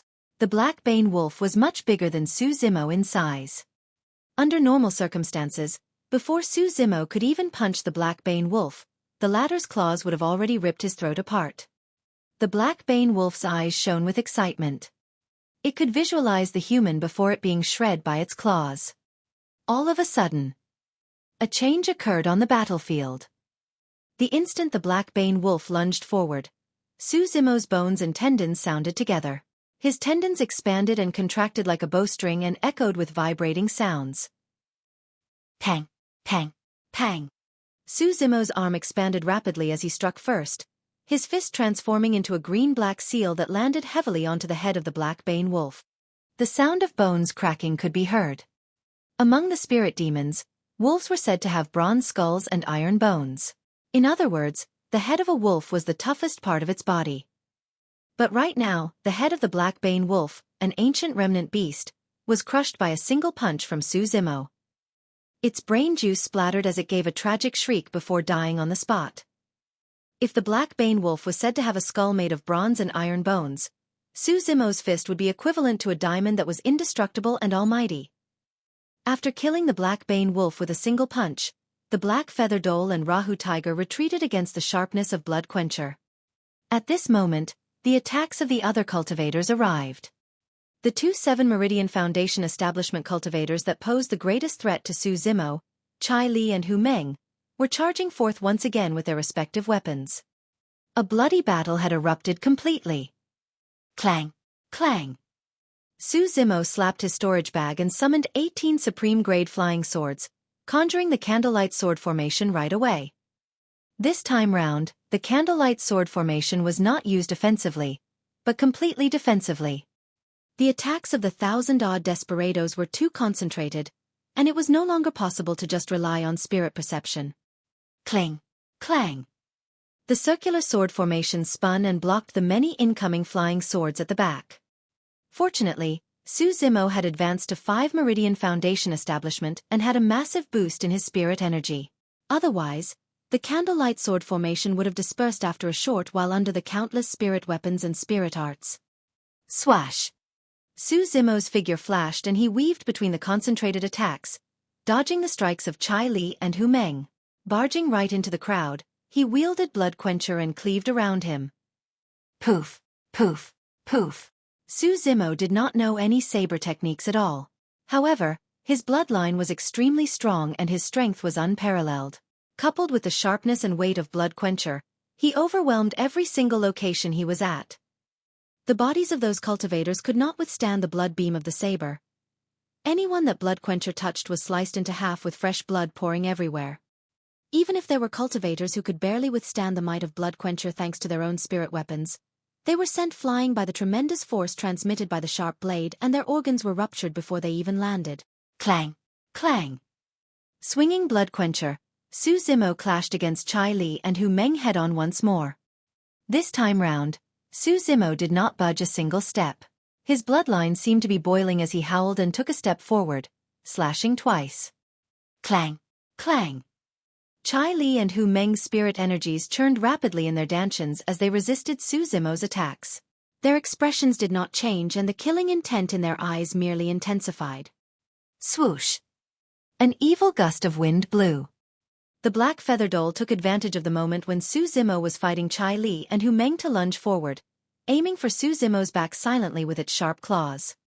If the attack connected, Xueqi's heart could be ripped out. Without even turning back, Xueqi whipped backwards. His arm that was hard as a rock earlier on suddenly turned limp and flexible, like an elephant's trunk. With a swoosh, it struck the Black Feather Dhole on the head. Crack! Crack! Crack! In front of everyone, the Black Feather Dhole's head spun a few rounds around its neck before coming to a stop. Its neck was snapped completely and it died on the spot. Seizing that opportunity, the Rahu Tiger charged and bit towards Xueqi's neck. Xueqi seemed like he had nowhere to run when all of a sudden, a gigantic pair of wings extended behind his back, shining with a bedazzling spirit light. The spirit wings flapped and Xueqi rose into the air without anything beneath his feet. Shing! He was still a step too slow. Xueqi's left leg was scratched by the Rahu Tiger's claws and a few cuts appeared on his robes with traces of blood vaguely shown beneath. He was injured. It was less than 15 minutes since the battle started and Xueqi was already injured. Furthermore, Xueqi's situation would only turn more dangerous the longer things dragged on. The rain was still pouring relentlessly.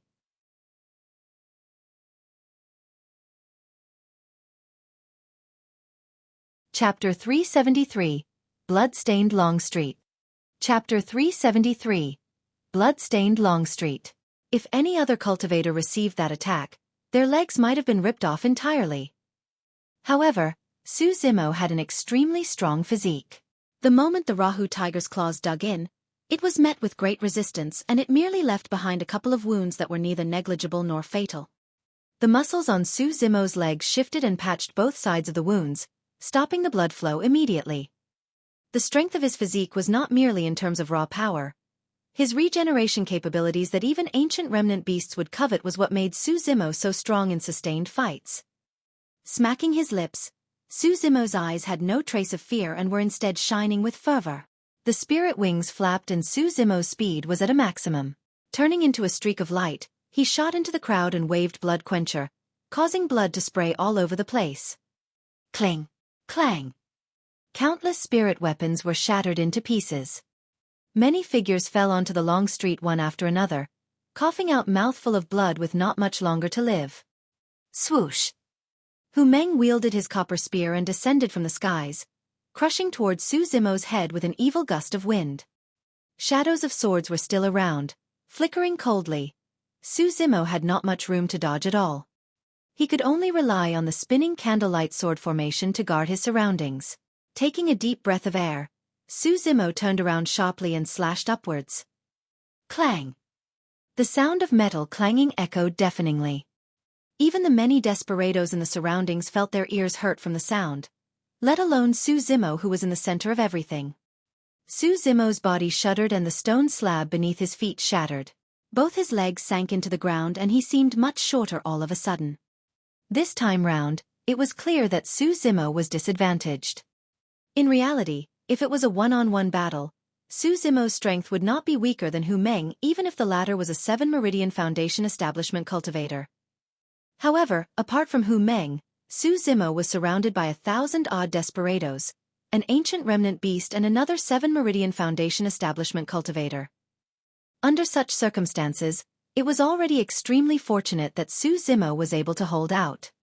This situation resembled that night in Mo's spirit weapon workshop when the 2 dying golden cores arrived to assassinate him.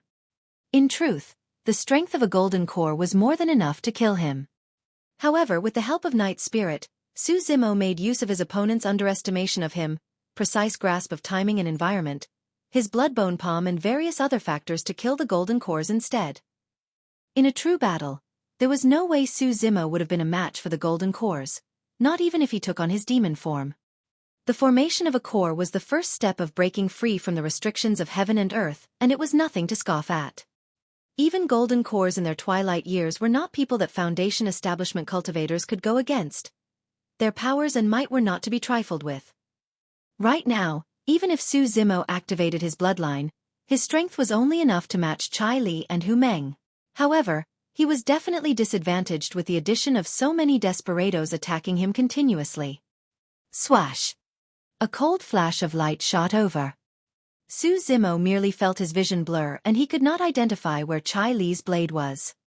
It was an extremely advanced saber technique. If Su Zimo had unlocked his eye orifice, his eye power would increase tremendously and he would be able to see through illusions, thus reading where Chai Li's blade was at. But right now, Su Zimo knew nothing about saber techniques and he could only retreat in the face of that attack. That single retreat caused many openings in Su Zimo's original defense to be exposed. At this moment when he was surrounded, the use of his spirit perception was almost negligible no matter how powerful it was. The pouring rain resembled the myriad of attacks. Even if Su Zimo could sense them, he could not avoid everything. It was so crowded and intense that it was asphyxiating. Although he managed to dodge Chai Li's fatal attack, a few more wounds appeared on Su Zimo's body in the blink of an eye as his blood was washed away by the rain. He won't be able to hold on for much longer if this goes on. A body-tempered cultivator like him will definitely turn weaker as he loses more blood.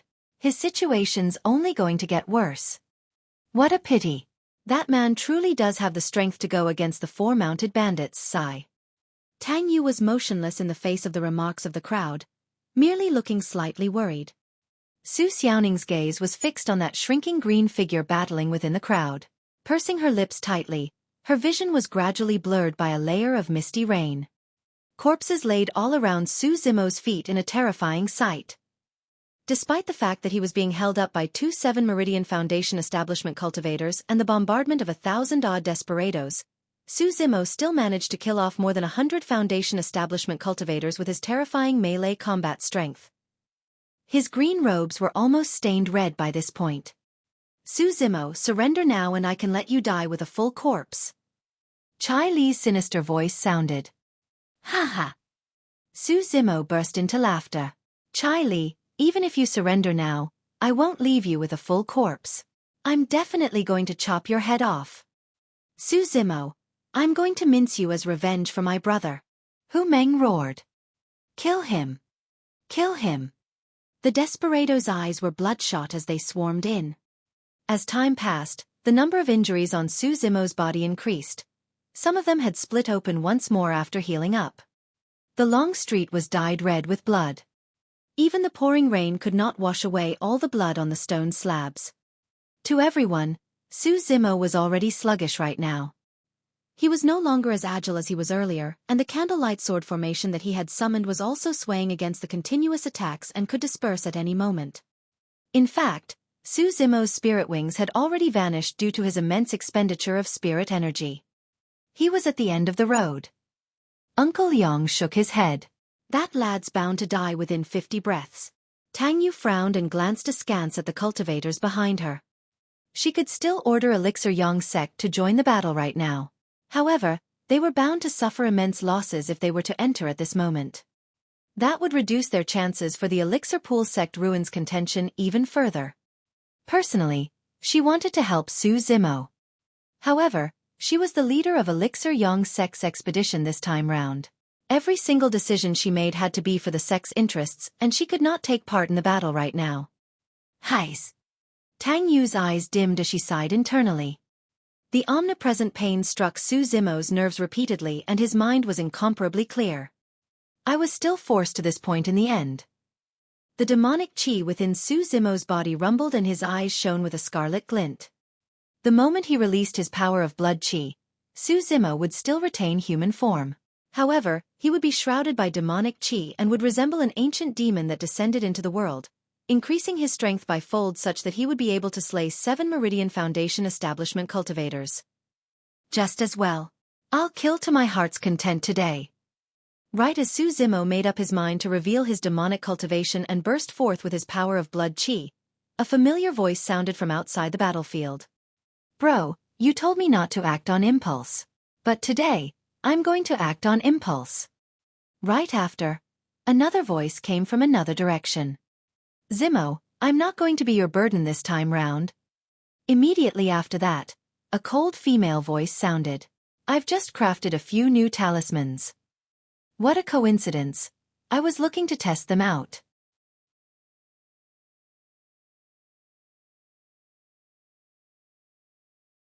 Chapter 374. Fighting Shoulder to Shoulder. Chapter 374. Fighting Shoulder to Shoulder. Upon hearing the 3 familiar voices, Su Zimo's eyes shone brightly. It's them? Tang Yu was slightly shocked. The 3 of them were the cultivators that had followed Su Zimo into the city right from the start. Apart from the person called Ji Chung Tian who was at 6 Meridian Foundation Establishment, the other 2 were at 4 Meridian Foundation Establishment. Back then, Tang Yu thought it was a wise move for them to leave Shentian City. Given their cultivation realms, it was only a matter of time before they were killed by the 1,000-odd desperados if they had remained in Shentian City. However, Tang Yu did not expect that 3 out of the 4 people who had left would return. The haughty man behind Tang Yu sneered. They've returned to Shentian City despite knowing that they would die. How stupid. Even though most of the cultivators present harbored the same thoughts, hearing it aloud was extremely unpleasant. Yan Jun. Tang Yu frowned and turned back to chide softly. Although the cultivator named Yan Jun was a disciple of Elixir Yong's sect as well, he belonged to the battle hall of the sect. At 7 Meridian Foundation Establishment, he was one of their core forces for the expedition to the ancient battlefield and Tang Yu could not scold him too harshly. Yan Jun harumphed and said nothing more. Suddenly, a voice sounded from the sound, gentle yet resolute. It's not stupidity but loyalty. Xiaoning had a meek nature and would swallow her indignances even if she was wronged. It took immense courage for her to rebut as such. However, she truly could not let things go at the moment. For some reason, a sense of frustration surged through her as she gripped her fists tightly and glared at Yan Jun. Someone like you will never know what loyalty means. Loyalty? Does that bullshit mean heading to death together? Yan Jun snorted and looked at Su Xiaoning mockingly. He smirked and continued coldly, since you know what loyalty is, how about you join them to die too, huh? Yan Jun was a 7 Meridian Foundation establishment cultivator after all. Who knew how much blood his hands were stained with for him to cultivate to such a point and enter the ancient battlefield? Xiaoning felt her heart sink when she met with Yan Jun's cold gaze and stumbled back half a step subconsciously. Right then, Night Spirit, who was sprawled on the ground, opened its eyes. Its pitch-black eyes emitted a dark glow that flickered. Instantly, the temperature around them dipped. All the cultivators present, including Uncle Yang, felt a chilling intent that sent shivers down their spines, as though they were targeted by some ancient and violent being that could rip them apart at any moment. Uncle Yang's heart skipped a beat. Yan Jun, who was initially haughty and fiery, felt his hair stand on end. An unprecedented shadow of death enveloped him, making him feel cold. Sensing Night Spirit's actions, Xiaoning hurriedly reached out and patted Night Spirit on its head with her petite hands, gesturing for it to not act recklessly. After all, Elixir Yang Sect was the only possibility within Shentian City that might back Su Zimo up. If Night Spirit were to kill Yan Jun, it would be equivalent to pitting Elixir Yang Sect against Su Zimo. Night Spirit closed its eyes once more. Instantly, the surrounding chill vanished. It was as though everything everyone had felt earlier was merely an illusion. Many cultivators were confused and exchanged glances with lingering fear. Only a few people had noticed Night Spirit's actions earlier on. Uncle Yang took a deep, meaningful glance at Night Spirit. Yan Jun shuddered and looked around, only heaving a sigh of relief, and looked more relaxed after discovering nothing. On the long street. Senior brother Ji? Sister Lang Ro? Little Fatty's eyes were filled with surprise when he caught sight of Ji Chengtian, who was flapping with ethereal wings, and Lang Ro, who was charging in from another direction. It was the same reaction for Ji Chengtian and Lang Ro. This was a battle which they would most likely die, and no one could make the decisions for anyone else. None of them knew what the others thought and did not want to pressurize anyone else. That was the reason why they parted ways after leaving Shentian City. But now they had all returned telepathically to Shentian City and chose to fight alongside Su Zimo. This was chemistry. Wielding a gigantic axe that shone with 4 spirit lights, Little Fatty charged into the crowd and chopped wildly in front of him. 6 spirit meridians shone on Little Fatty's rotund body. On the other side, Lang Ro threw out dozens of talismans and summoned her flying sword before charging into the battlefield with 6 spirit meridians shining from her body as well. 2 6 Meridian Foundation Establishment cultivators. Both of them were only at 4 Meridian Foundation Establishment when they left Shentian City. There was only a single possibility how the two of them advanced to 6 Meridian Foundation Establishment in such a short period of time. Like Su Zimo, both Little Fatty and Lang Ro broke through to 5 Meridian Foundation Establishment during this period of time. Right after, they consumed the Meridian Unlocking Elixir and advanced to 6 Meridian Foundation Establishment right away. Ha ha! A pair of spirit wings appeared behind Ji Chengtian as he soared into the air, bursting with laughter. 7 spirit meridians appeared imperceptibly beneath his robes. 7 Meridian Foundation Establishment. Ji Chengtian had broken through as well. Given Ji Chengtian's endowment, he had a chance of breaking through to 7 Meridian Foundation Establishment in the ancient battlefield. However, there was no way that could be accomplished so quickly. In other words, he made the same decision as Little Fatty and Lang Ro. He consumed the Meridian Unlocking Elixir. The 3 of them smiled at one another from the depths of their hearts. The Meridian Unlocking Elixir was only effective when consumed for the first time, and neither of them had intended to use it at their current cultivation realms. However, all of them made the same decision to consume it for this battle without discussing or informing one another beforehand. They gave up the chance of a high cultivation and abandoned their possibility of escaping just for this battle. Su Zimo understood. The moment he saw their return, he understood everything. However, even though he was emotional and his lips were quivering at this moment, he could not say a single word. "I'm here too." Suddenly, an honest-looking cultivator appeared on the battlefield. With a loud roar, he swung his metal rod and repelled 2 desperados. Silly Jen. Little Fatty's heart skipped a beat when he heard that voice as he turned in disbelief. At this moment, all 4 of them who left Xintian City had returned. A warm feeling surged through Su Zimo's heart when he saw that. His injuries no longer felt as painful. There was no need for words or thanks. Understanding the fact that the 4 of them had never left and returned to fight shoulder to shoulder with him during the most critical juncture was more than enough. Ha ha ha ha. Finally, Su Zimo burst out into laughter. Ji Qingtian was laughing, as was Lang Rou, as was Little Fatty, as was Shi Jian. Amidst the flashing swords and entrapment, the 5 of them looked drenched and wretched.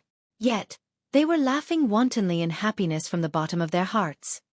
Someone teared, but in the blink of an eye, it was mixed with the rain and rolled down their cheek.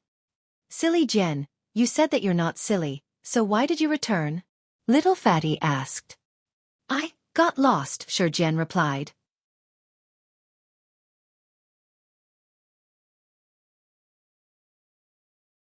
Chapter 375.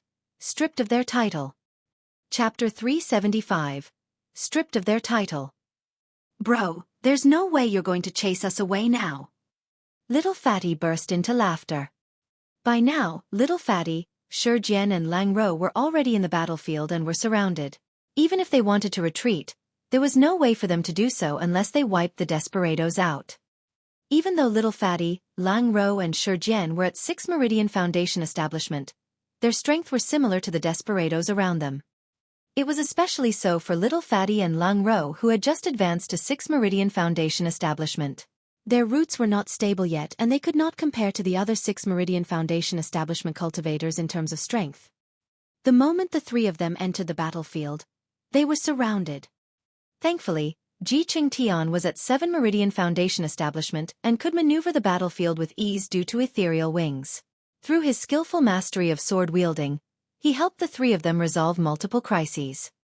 The 4 of them were gradually gathered. There were a few times when Ji Qingtian wanted to break out of the entrapment to assist Su Zimo. However, Shi Jian and the others would be in immediate danger the moment he was slightly distracted.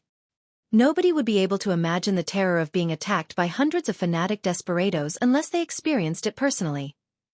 From all directions, the attacks fell like torrential rain relentlessly. That Ji Qingtian has just advanced to 7 Meridian Foundation establishment and is unable to use his full potential just yet. He's still weaker after all. That's right, even ants can kill an elephant in numbers. The return of those 4 isn't going to affect the situation much. They are merely delaying their deaths. Many cultivators discussed. Even though Ji Qingtian and the others had returned to the battlefield and changed the situation, no one thought highly of them. After all, the numbers were still stacked against Su Zimo's group. However, everyone's impression towards Ji Qingtian and the others changed with time. Huddled together, Ji Qingtian, Lang Rou, Little Fatty and Shi Jian formed a triangular formation. As the strongest one, Ji Qingtian took one corner. As a talisman master, Lang Rou had a seemingly infinite number of talismans in her storage bag. Furthermore, her fighting strength was strong as she decked out endless offensive, defensive and support-type talismans. As such, she took on another corner. Little Fatty and Shi Jian joined hands and formed the final corner. Their triangle formation was extremely stable and unyielding. With no obvious openings and constant changes, their chemistry was flawless and they managed to withstand the rushes of hundreds of desperados. On the contrary, there were desperados getting injured and dying all around the 4 of them. Su Zimo had led them to this place from the borders of the ancient battlefield and they had been through way too many battles and dangerous situations. Their journey had been arduous and filled with killing. This was a formation they were all too familiar with. Head over there and kill the 4 of them. Chai Li commanded swiftly. Before long, he and Hu Meng were the only ones left in front of Su Zimo. The appearance of Ji Qingtian and the others had successfully lifted Su Zimo's burden by attracting the remaining desperados.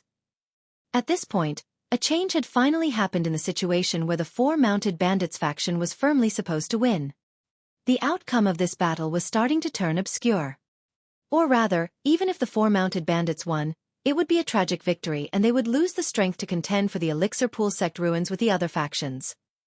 Hu Meng stood on the long street and looked at Su Zimo, who was filled with blood with a deep hint of shock in his eyes. He truly could not imagine how this person was able to hold out to now with so many injuries. If he was in that situation, he might have died long ago. Xueqi, you're at the end of the road now. You have at least 30 wounds on your body and you'll die just by bleeding. Stop struggling. Chai Li's voice was cold as he glared at Xueqi keenly. As long as Xueqi revealed an opening, Chai Li would strike and land a fatal blow. However, he was disappointed. Xueqi's expression was calm as usual and there were no signs of fatigue on that elegant face of his. It was merely paler than before.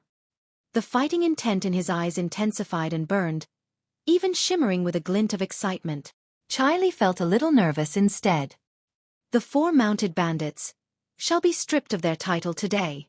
Xueqi smiled with a fervent killing intent. Clang! Clang! Blood quencher rang and the sound of metal clashing echoed all over the place. Roaring into the skies, Xueqi strode forward and swung the massive sword, enveloping Chai Li and Hu Meng in his arc.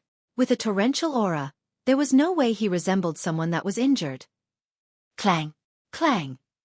Blood quencher collided with the copper spear and saber as sparks flew while a deafening screech resounded. It was clear despite the rumbling thunder.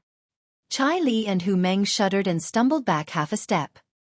This was the first time the two of them were forced back since the start of the battle. Again! Xueqi burst into laughter and strode forward. With a bang, a gigantic ravine formed on the ground as the stone slabs on both sides were knocked up.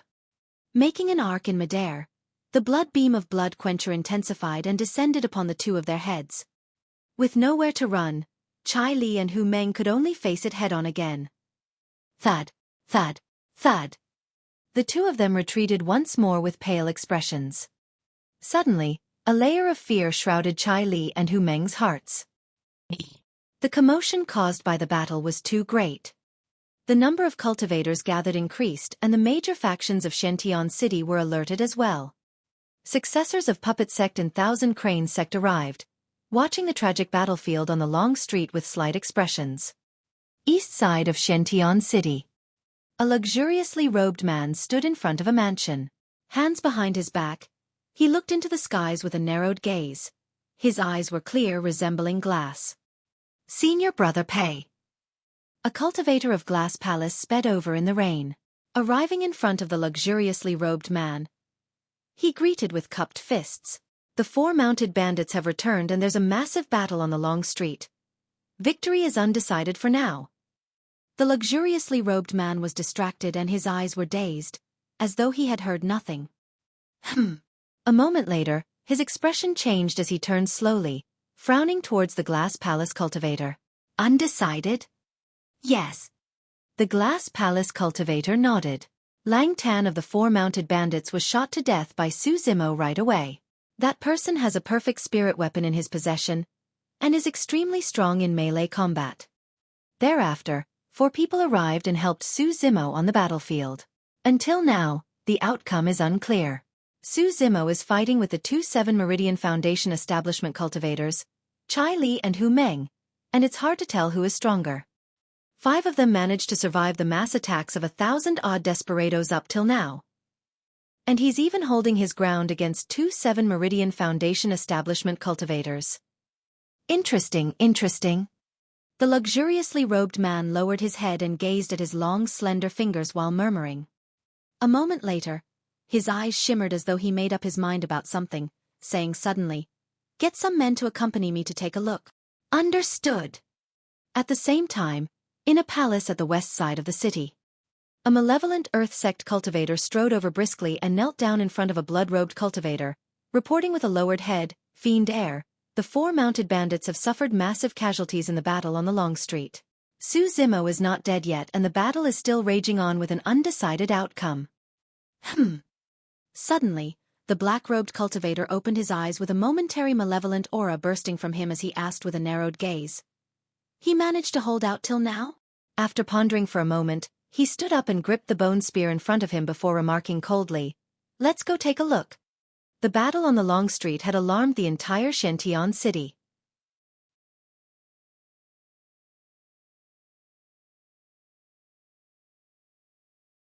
Chapter 376, Wrath of Thunder. Chapter 376, Wrath of Thunder. Dark clouds interweaved with occasional flashes of lightning, streaking through the heavens like electric pythons. The world flickered intermittently with bright flashes of light and darkness. Shadows filled the long street. The battle continued relentlessly and tragically. All the cultivators of both factions were already at the limits of their strength. Ji Qingtian and the other three were filled with injuries. While the triangle formation was still surviving, it was not going to last for much longer. On the other side of the battlefield, Su Zimo grew fiercer the longer the fight dragged on.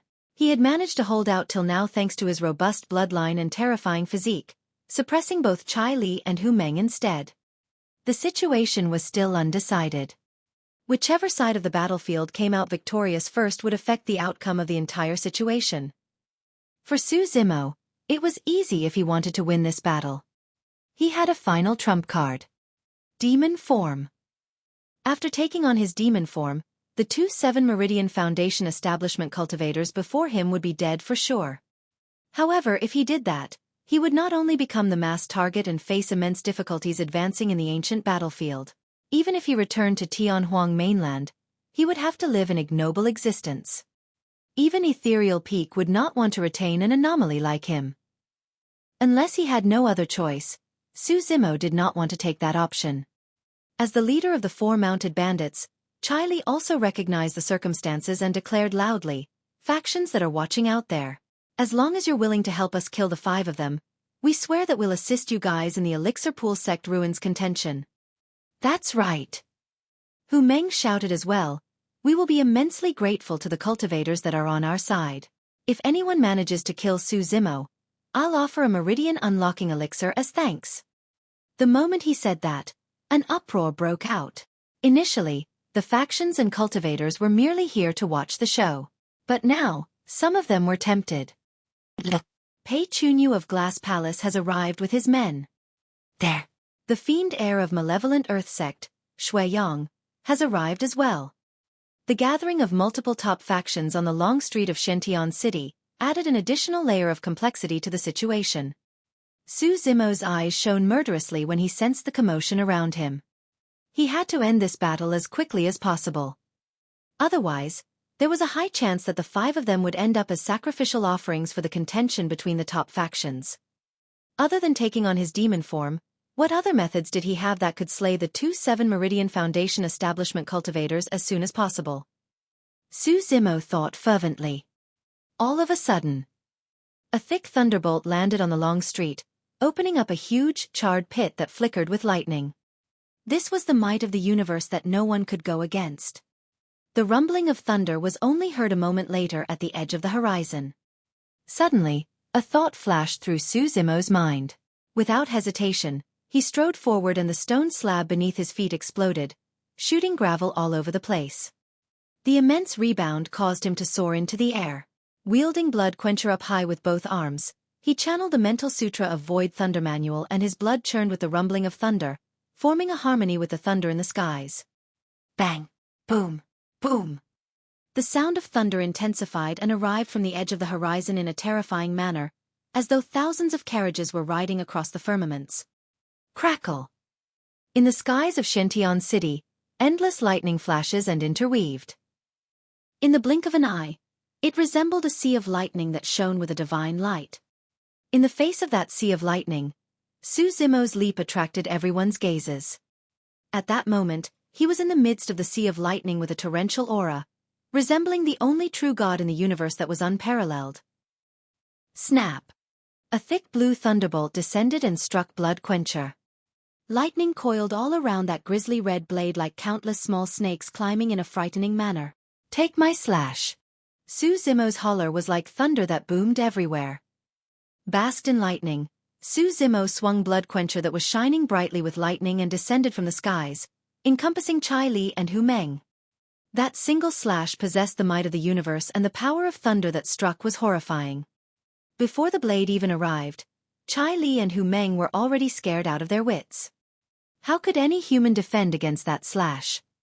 That was clearly the wrath of thunder. Ah! With nowhere to run, Hu Meng could only yell. He bit the tip of his tongue gently and spat out a mouthful of blood on the eyes of the face on his copper spear. The eyes of the face shone with 2 blood beams and its body lit up with a sacred radiance. Gritting his teeth, Hu Meng raised his copper spear and welcomed the incoming blood quencher. Boom! The weapons collided resoundingly as though the entire world shook for that brief moment. Hu Meng seemed to have turned shorter as a gigantic crack appeared beneath his feet. After a moment, his body shuddered and he was wrapped with the power of thunder. Spitting out a mouthful of blood with dimmed eyes, he was sent flying. The copper spear was also repelled by blood quencher and smashed against Hu Meng's chest heavily. The sound of bones cracking could be heard. A 7 Meridian Foundation establishment cultivator was injured. Not only that, blood quencher's momentum carried on and continued to slash against Chai Li's saber. Clang! Chai Li's expression changed as his palm cracked and bled, losing his grip on his saber. Pushing against his heels, Chai Li retreated backwards 100 feet away. His face was pale and blood dripped from the corner of his mouth. Of the two 7 Meridian Foundation establishment cultivators, one was severely injured on the ground and the other retreated in defeat. That was how terrifying the might of that slash was. Pei Chunyu of Glass Palace and Xueqi of Malevolent Earth Sect arrived just in time to witness that, and their pupils contracted with a hint of shock. If they were the recipients of that slash, they might not be able to escape unscathed either. The other cultivators were dumbfounded and gasped. Chai Li no longer dared to stay any longer. If Hu Meng had not defended the first strike, his organs would have been ruptured from that slash. Without turning back, he fled out of the city. His eyes shone with boundless hatred as he yelled, "Su Zimo, someday, I'll definitely make you pay for what you did today." Chai Li was absolutely confident that he could get out of Shentian City. Thanks to Su Zimo's slash, the distance between them was increased and there was no way Su Zimo would be able to catch up to him since they were both at the end of their roads. Ha ha ha ha. Suddenly, Su Zimo laughed. Chai Li felt his heart skip a beat. He turned back instinctively and a cold blinding light approached him at an extremely fast speed. In that light, he caught sight of a figure standing far away with blood quencher dug into the mud beside him. That figure wielded a moon-colored gigantic bow and had just placed it down. Su Zimo's voice sounded. "Someday. I've already told you, the 4 mounted bandits shall be stripped of their title today." Poof, poof, poof. The arrow pierced flesh and blood flashed. Chai Li's body was pierced by 10 arrows and he collapsed at the end of the long street, lifeless and dead. At the same time, Su Zimo put away his moon concealment bow and arrived beside Hu Meng with his blood quencher. Laying in the mud, Hu Meng was still coughing blood that was washed away by the rainwater. His gaze was scattered. Looking down, Su Zimo's eyes were cold. The next moment, a saber beam flashed. A massive head rolled on the ground. The 4 mounted bandits were buried in Shentian City.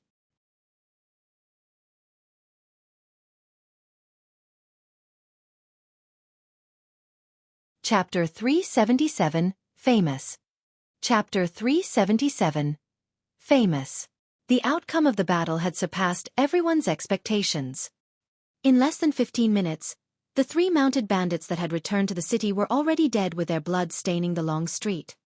There were even 2 7 Meridian Foundation establishment cultivators among them. That final thunderslash was an eye-opener for many cultivators as they felt an incomparable shock both visually and mentally. Countless gazes were fixed on that figure on the long street, wielding a saber and stained with blood. Their expressions were complex, some shocked, some fearful, some in awe and some in scrutiny. Instantly, everyone realized that from this day forth, there would definitely be a place for this man in Shentian City. He was now famous after a single fight. This was something that the disciples of Elixir Yang's sect had not expected. Tang was originally waiting for the prearranged timing to charge in with the cultivators under her charge and rescue Su Zimo's group. However, nobody expected the situation to turn entirely in the blink of an eye. Both mounted bandits were dead. Despite his experience and calmness, Uncle Yang was stunned. A 5 Meridian Foundation establishment cultivator had killed 2 7 Meridian Foundation establishment cultivators on the spot. They were a full 2 cultivation realms above him. This wasn't the first time that Uncle Yang had come across a paragon talent as such. However, people as such were extremely rare and usually belonged to the top factions of Tianhuang mainland. What was the background of Su Zimo? He was not even carrying a sect badge, so he definitely wasn't a legacy disciple of the super sections. Furthermore, there were no traces of techniques inherited from super sects and top factions from Xueqi. 4 super sects such as the 9 Immortal Sects, 7 Fiend Sects and the 6 Buddhist monasteries. Each of them had their own cultivation techniques and secret skills that their disciples were bound to use in life and death bouts. As such, they were easily recognizable. However, Xueqi's capabilities. While his pair of spirit wings were extraordinary and his sword formation was stunning, none of them were the key to why he was able to kill cultivators above his level. The reason why that person was able to kill beyond his level was entirely because of that terrifying physique that resembled a pure-blooded ferocious beast. In Tianhuang mainland, there were not many sects that specialized in body tempering among the Immortal, Buddhist and Fiend sections. Glass Palace was one of them, but it was clear that this man had nothing to do with them. Could there be hidden sects or reclusive masters apart from the top factions who could groom such a terrifying paragon? Yet why was the cultivation technique that could build such a physique unknown? For the first time, Uncle Yang felt that he could not make out Xueqi anymore. Right then, a decisive look flashed through Tang Yu's eyes as she waved and said in a deep voice, "Elixir Yang Sect, listen up. Follow me and kill the survivors of the 4 mounted bandits. Leave no one alive." Before she finished speaking, Tang Yu was the first to summon her flying sword and charge into the battlefield. Uncle Yang did not have time to think and quickly followed. The 1,000-odd Elixir Yang Sect cultivators at the back swarmed forward as well, charging towards the remaining desperados. Although the desperados did not fear death, the death of Chai Li and Hu Meng was still a huge blow to them mentally. Coupled with the intense battle that they had just been through, they were thoroughly exhausted. The assault of the vigorous cultivators of Elixir Yang Sect engulfed them entirely. Some of the desperados broke down and shrieked while running out of the city. However, they barely took a couple of steps when they were killed on the spot. One side was severely injured and worn out while the other side was filled with life and vigor. It was obvious who was stronger. The outcome of the battle was already decided. With the death of the 2 7 Meridian Foundation establishment cultivators, Elixir Yang Sect no longer had any reservations. On the long street, Ji Qingtian, Little Fatty and Shi collapsed sitting on the ground, laughing out loud. Their laughter tugged at the wounds on their bodies and the 3 of them gasped in pain. However, they continued laughing non-stop. With Xiaoning's support, Lung Ro managed to stand barely. At that moment, there was a rare smile on her face that was extremely captivating. "We survived." Shi scratched his head and looked at Ji Qingtian and Little Fatty, smiling foolishly in disbelief. "That's right." Ji Qingtian let out a long breath and lamented, "We survived. The feeling of being alive is fucking great." Little Fatty cursed and beamed brightly. When they returned to Xintian City, the 4 of them had already cast aside all thoughts of surviving. Now that they were celebrating the joy of surviving the calamity, every single breath felt incomparably blessed. After this battle, the friendship between the 4 of them changed considerably. This was a friendship forged through life and death and the baptism of blood. It was extremely precious in the cultivation world. Looking at this scene, Xueqi smiled faintly and a warm feeling surged into his heart, remaining for a long time. Unknowingly, the heavy rain had stopped. The storm came and went quickly. The dark clouds dispersed and sunlight spilled onto the long street and the 5 of their faces, radiant with life. It wasn't only Xueqi. From this day forth, the other 4 of them were going to be famous throughout Xintian City as well. As Elixir Yang Sect took action, the other factions joined hurriedly as well. 1,000 Crane Sect, Puppet Sect and some cultivators of different factions all wanted a piece of the pie. Suddenly, a black-robed cultivator walked over slowly. Wielding a bone spear that had vague blood traces, he was extremely terrifying. He arrived before Xueqi and stood still. The actions of the black-robed cultivator attracted countless gazes. "It's him, the fiend heir of malevolent Earth Sect. What does he want?" "I don't know. He doesn't seem friendly." Ji Qingtian and the others were no longer smiling, looking grim. They could sense a strong and dangerous aura coming from the black-robed cultivator. This man was extremely strong. In fact, a thought crossed their minds. Even if they were at peak condition and joined forces, they were no match for this person. The black-robed cultivator glared at Su Zimo for a moment without saying anything. Su Zimo was expressionless. Very good. The black-robed cultivator nodded and declared proudly, I am Xueqi, the fiend heir of Malevolent Earth Sect. You are very decent. I'll give you a chance. Join Malevolent Earth Sect and be my personal bodyguard. Ji Chengtian and the others were stunned. One of the 7 fiend sects, Malevolent Earth Sect.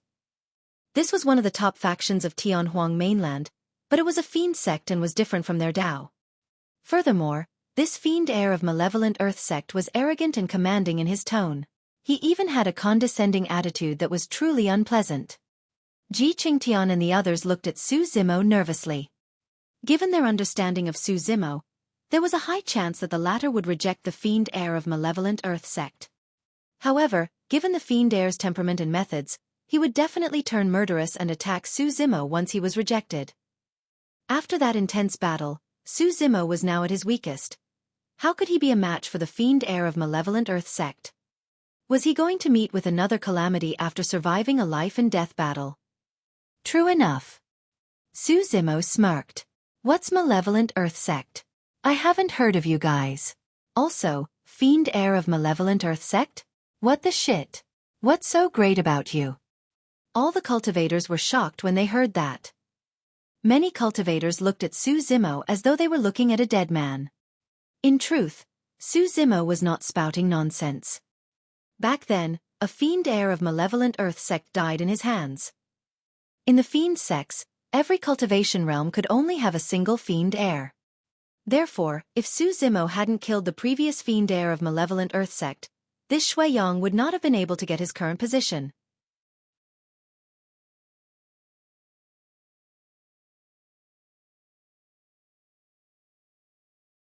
Chapter 378. Killing Intent. Chapter 378. Killing Intent. Xueqi's expression darkened instantly. His gaze narrowed and the bone spear in his hands quivered like it was alive, giving off a malevolent aura that rattled one's heart. Suddenly, a chuckle came not far away.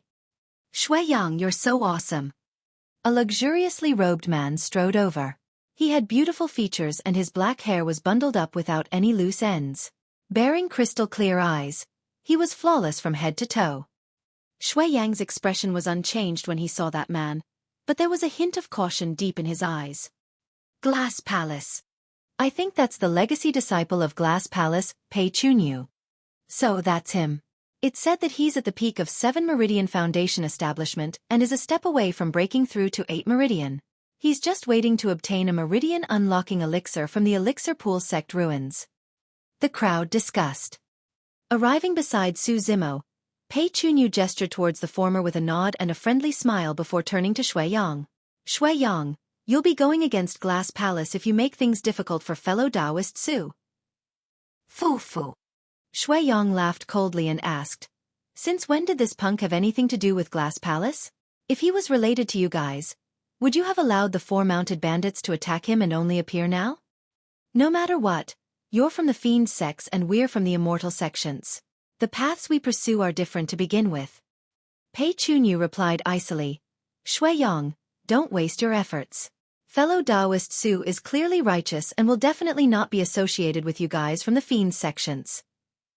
In the blink of an eye, these 2 top cultivators of Shentian City were in an argument because of Su Zimo. After becoming famous through that battle, these 2 factions are now trying to rope in Su Zimo's. That's right. This man's potential is not to be underestimated as he's able to kill 2 7 Meridian Foundation establishment cultivators. Whoever manages to take him in will definitely have use for him in the future.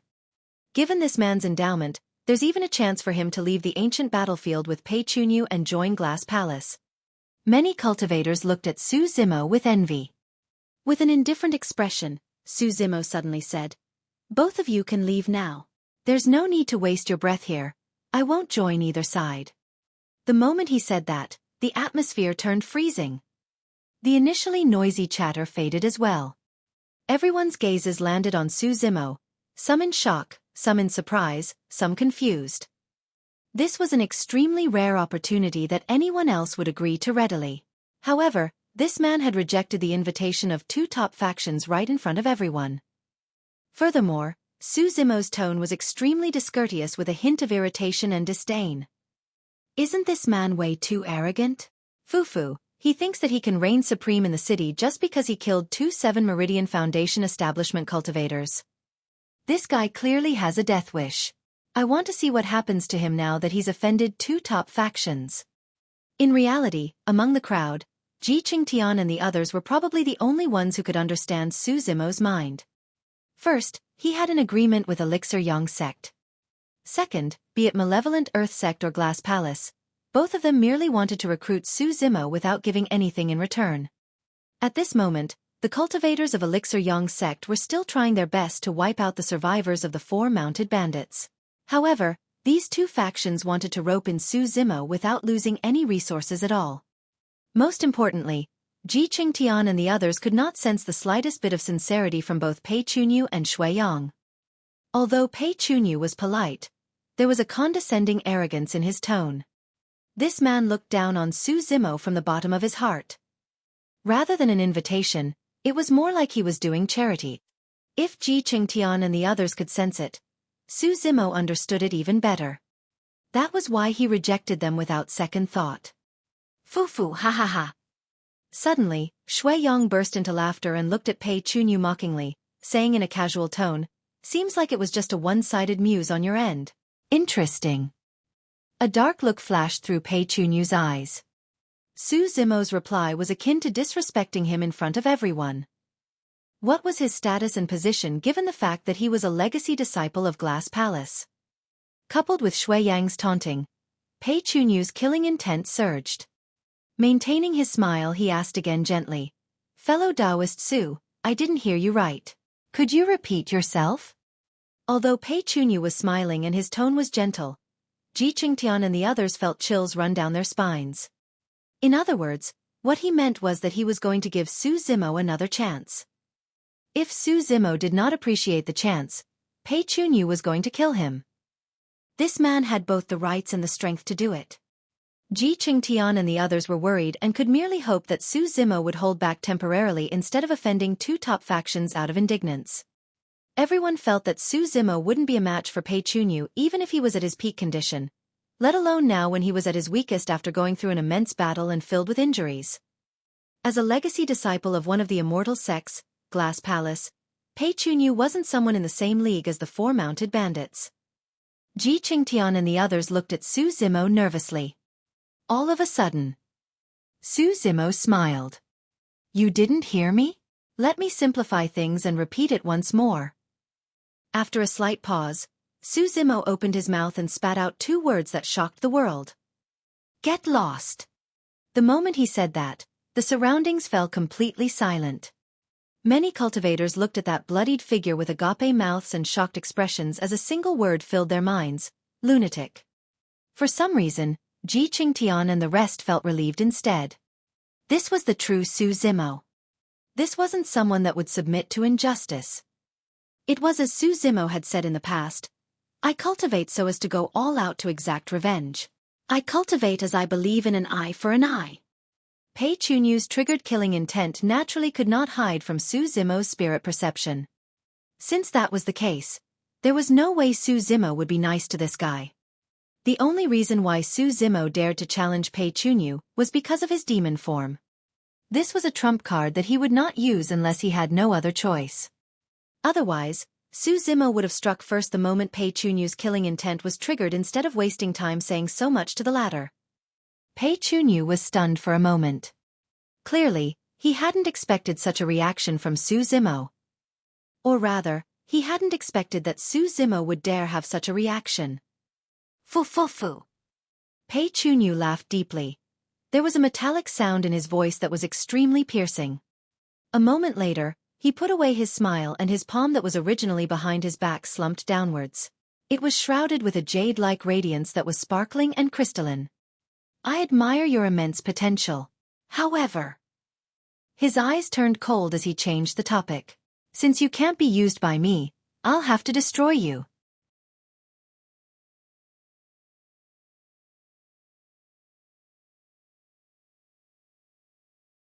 Chapter 379. Secret Lost. Chapter 379. Secret Loss. This person is under my protection. Just as everyone thought that Su Zimo's death was certain, a voice rang out from his side in an unquestionable tone. Not far away, a sword beam sped over. On it was a handsome man with eyes that resembled a painting. It was Tang from Elixir Yong's sect, who liked to dress up as a man. When everyone's attention was focused on Tang, an obscure glint flashed across Pei Chunyu's eyes as he gripped his fist suddenly and struck. The punch was aimed at Su Zimo's chest at an extremely fast speed.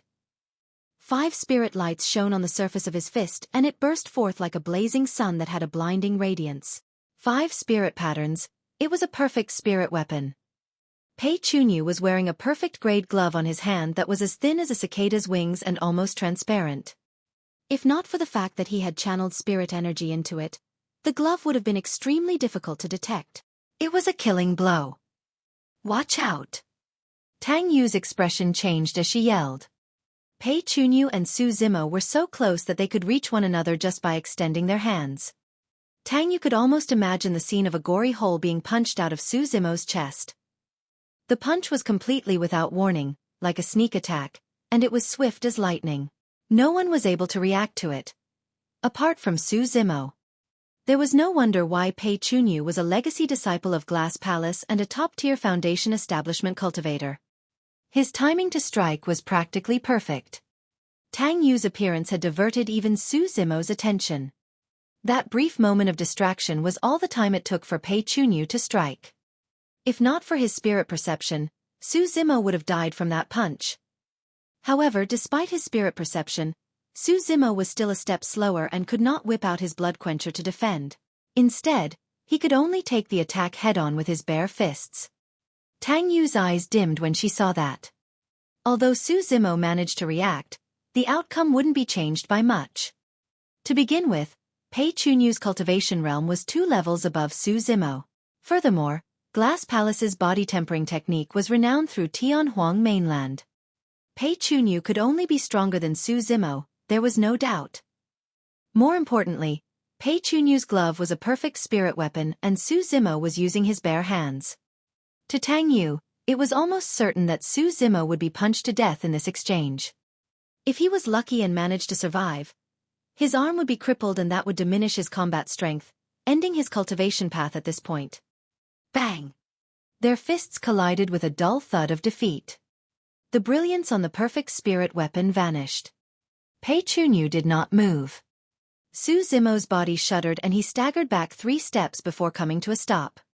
Instinctively, he was in the stance of plow heaven stride for every single step and shifted his center of gravity, etching 3 deep footprints on the ground, shaking the earth. Su Zimo's fist was badly mutilated, revealing the bones within. However, those were not white, but blood-red bones. Everyone watched with agape mouths as their eyeballs nearly popped out in disbelief. He was not dead. His arm was not crippled either. His fist was merely bleeding and slightly injured. How was that possible? Even a superior-grade spirit weapon would be smashed into pieces against that punch, yet, how was it possible that Su Zimo's bare body? All the cultivators were completely stunned. If they had not witnessed it personally, none of them would believe what just happened. The fiend heir of malevolent Earth Sect, Xueqi, frowned slightly as he looked at Su Zimo's right hand thoughtfully. Pei Chunyu's pupils constricted as he retracted his hand without a trace and placed it behind his back. Hee. Suddenly, Su Zimo burst into laughter as he looked at the hand that Pei Chunyu retracted. Apart from him, no one else knew what happened at the exact moment of the clash. Although Su Zimo's physique was strong, there was definitely no way he could withstand the might of a perfect spirit weapon. At that moment, even if he took on demon form, Su Zimo's strength would only be raised by a level and he wouldn't be able to defend against the perfect spirit weapon still.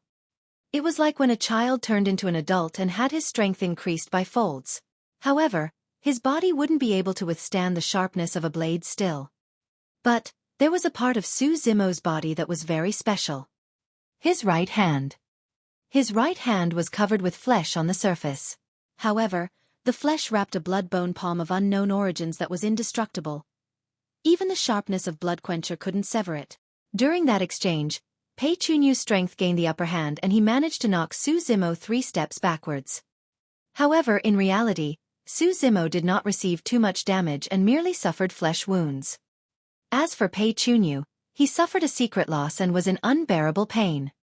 Nobody noticed that Pei Chunyu's retracted hand was trembling under the cover of his robes. The feeling of punching a steel board wasn't one that was pleasant. In that short while, Tang Yu had already arrived and descended between the two of them with Uncle Liang close behind. Fellow Taoist Su, are you all right? Tang Yu was befuddled and looked at Su Zimo behind her. She could not help but ask in a hesitant tone. It's fine. Su Zimo nodded. Are you truly fine? Tang Yu withdrew an elixir from her storage bag and whispered, Don't force yourself. Are you injured internally? Take this elixir and stabilize your wounds first. Su Zimo smiled calmly and shook his head to reject. Pei Chunyu, what do you mean by that? Tang Yu spun around and questioned with a sharp gaze. I've already said that he's under the protection of Elixir Yang Sect and yet you attacked him. Foo. Pei Chunyu scoffed lightly and replied in an indifferent tone. I was merely curious seeing how fellow Taoist Su has a strong physique and extraordinary melee combat strength. It was just a mere spar. Why are you so anxious? Fellow Taoist Tang Yu. Spar. Tang Yu sneered. That punch was clearly out to take Su Zimo's life. Previously, he was chided and shamed by Su Zimo. Now that he had taken another secret loss, there was no way Pei Chunyu would give up. He would still look for more opportunities to kill Su Zimo here. The person before him, Tang Yu, was nothing to be fearful of. However, a hint of caution appeared in Pei Chunyu's eyes when he caught sight of the elderly man behind Tang Yu. Taking a deep breath of air, Pei Chunyu sighed internally. Now that Elixir Yang Sect was involved, it was unlikely that he would be able to kill Su Zimo today. Furthermore, the fiend heir of malevolent Earth Sect was watching coldly from the sidelines. This was not the right time to engage in a conflict with Elixir Yang Sect. Otherwise, malevolent Earth Sect might stand to gain from their disagreement. At that thought, Pei Chunyu cupped his fists towards Tang Yu and eyed Su Zimo deeply before saying with a fake smile, Fellow Taoist, there's still a long way to go.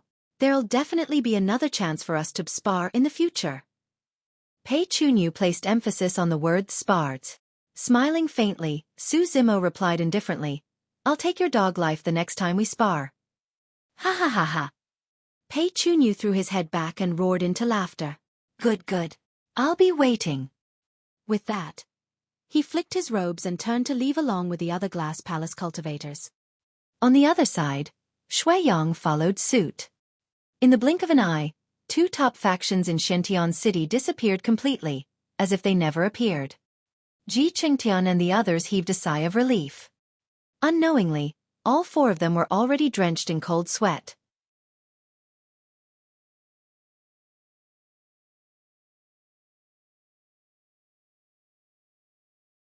Chapter 380, Elixir Pool Sect. Chapter 380, Elixir Pool Sect. On the long street, the remaining desperados fled in all directions. Unable to resist, they were no longer a threat. It was also fortunate that Tang Yu had returned. Otherwise, another bloody battle would definitely break out if Su Zimo took on demon form, and the consequences would be unimaginable after everything spiraled out of control. Tang Yu took out some elixirs from her storage bag and handed them to Ji Qingtian and the others. The four of them did not decline. Even though they also had healing elixirs in their storage bags, their effects were definitely not comparable to those from Elixir Yang Sect. When it was Su Zimo's turn, he merely took a glance and shook his head gently, choosing not to take them. What's wrong? Tang Yu asked confusedly. Your injuries aren't minor and these elixirs will help your recovery immensely. Don't worry, Elixir Yang Sect's elixirs are definitely the best in Tianhuang mainland. Tang Yu was not wrong. The elixirs she took out were all of decent quality at superior grade. However, Su Zimo stuck to a principle ever since he started cultivating. He would only consume perfect-grade elixirs. The reason was because perfect-grade elixirs had pure medicinal effects without any impurities. Su Zimo would not be tempted by supreme-grade elixirs, let alone those at superior grade. He smiled and declined politely without explaining. While Su Zimo seemed like he was severely injured in the battle with more than 30 wounds and blood covering him from head to toe, in reality, his foundation was unharmed. His organs were perfectly fine, as were his tendons and bones. In just a short while, Xueqi's wounds were already starting to heal and had stopped bleeding. Given his terrifying regeneration capabilities, he could recover in just a few days. Xiantian City could be divided into 4 generic districts. The east side of the city was occupied by Glass Palace, west by Malevolent Earth Sect and south by the Heretical Doctrines. The cultivators in the north side were Messier. Originally, the 4 mounted bandits were the strongest apart from Elixir Sect and Thousand Crane Sect. However, the 4 mounted bandits were dead and most of the desperados were buried on the streets, with only a minority that managed to escape from Xiantian City. Worn out, injured and filled with the stench of blood, it was most likely that those desperados wouldn't be able to last a single night outside before they were devoured whole by the various ferocious beasts and ancient living beings out there. With the 4 mounted bandits gone, the north side of the city was now controlled by Elixir Sect and Thousand Crane Sect. Before the bloody battle on the Long Street, Tang had already valued Xueqi highly, and had an agreement with him to deal with the 4 mounted bandits. At that point of time, this agreement seemed fanatic and irrational. But now, everyone realized that Elixir Sect had benefited massively. They managed to recruit somebody like Xueqi who was both strong and possessed terrifying potential without losing much resources. Furthermore, the 4 mounted bandits were destroyed. It was killing 2 birds with 1 stone. 10 days later. City's north, meeting hall of Elixir Sect. By now, Ji Qingtian and the others were almost healed up and Xueqi had completely recovered a couple of days ago. Xueqi's group of 6, Tang Yu, Uncle Yang and a cultivator of Elixir Sect's battle hall, Yan Jun, were gathered. Everyone, the reason why I gathered you guys here is to discuss information about an ancient ruin. Tang Yu said in a deep voice, since I've requested for your help, I'll divulge everything I know without holding back any secret. Xueqi's group nodded.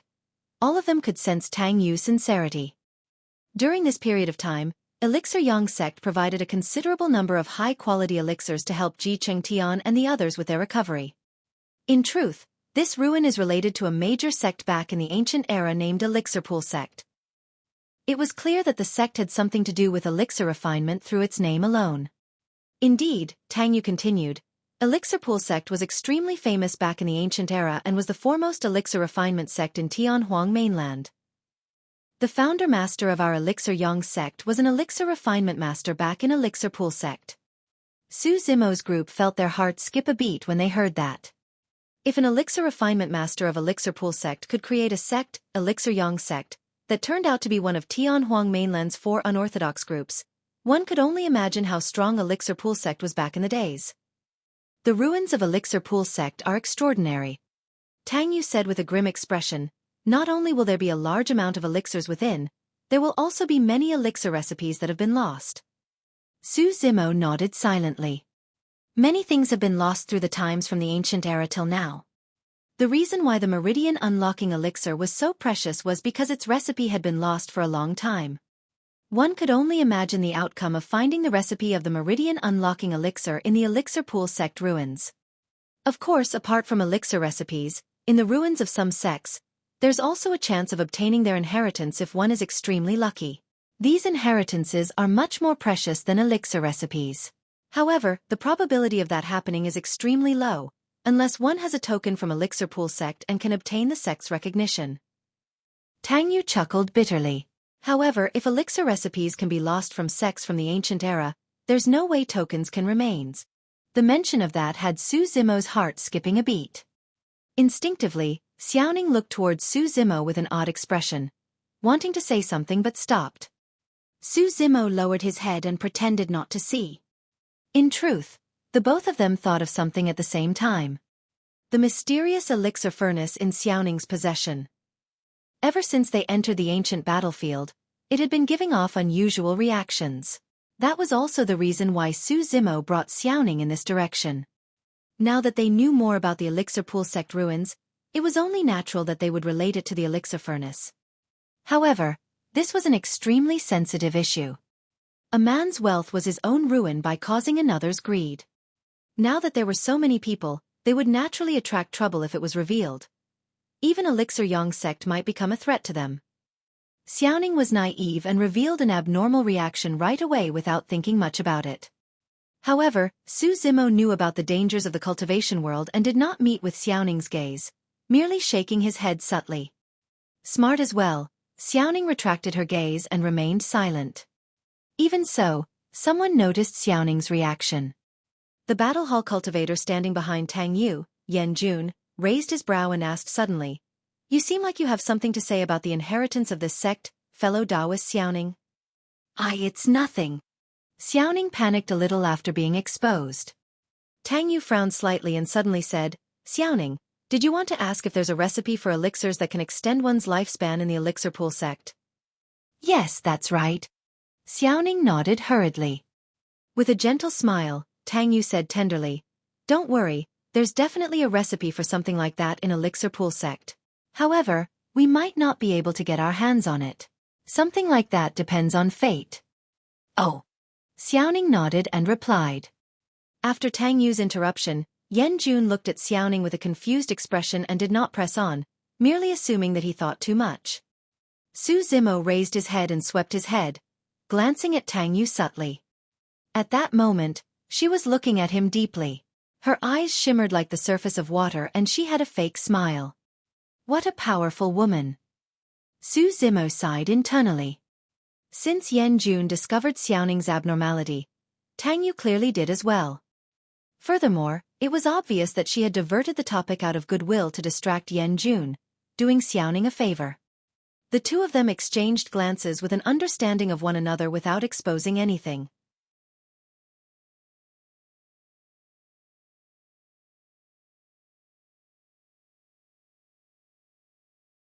Chapter 381, Saber Mountain Spirit Seethe. Chapter 381, Saber Mountain Spirit Sea. In truth, Su Zimo was already tempted the moment he heard about the Elixir Pool sect ruins. It wasn't purely because of Xiaoning. He had his own needs as well. The Meridian Unlocking Elixir. More than that, it was for a perfect-grade Meridian Unlocking Elixir. After hearing Tang Yu's introduction of Elixir Pool sect, Su Zimo was even more certain that they would most likely find perfect-grade Meridian Unlocking Elixirs in the Elixir Pool sect. Tang Yu said, "Of course, for a sect as large as Elixir Pool sect, there will definitely be many other treasures. In fact, we might even find gems like connate spirit weapons." Su Zimo pondered for a moment. "I'll do my best to help Elixir Yang sect get the ruins. Furthermore, I won't want anything else. However, I ask for a perfect-grade Meridian Unlocking Elixir." Yan Jun could not help but burst into laughter as he looked at Su Zimo with a mocking gaze. Perfect Meridian Unlocking Elixir. What a daring demand. Who do you think you are, huh? Who are you? Su Zimo glared at him.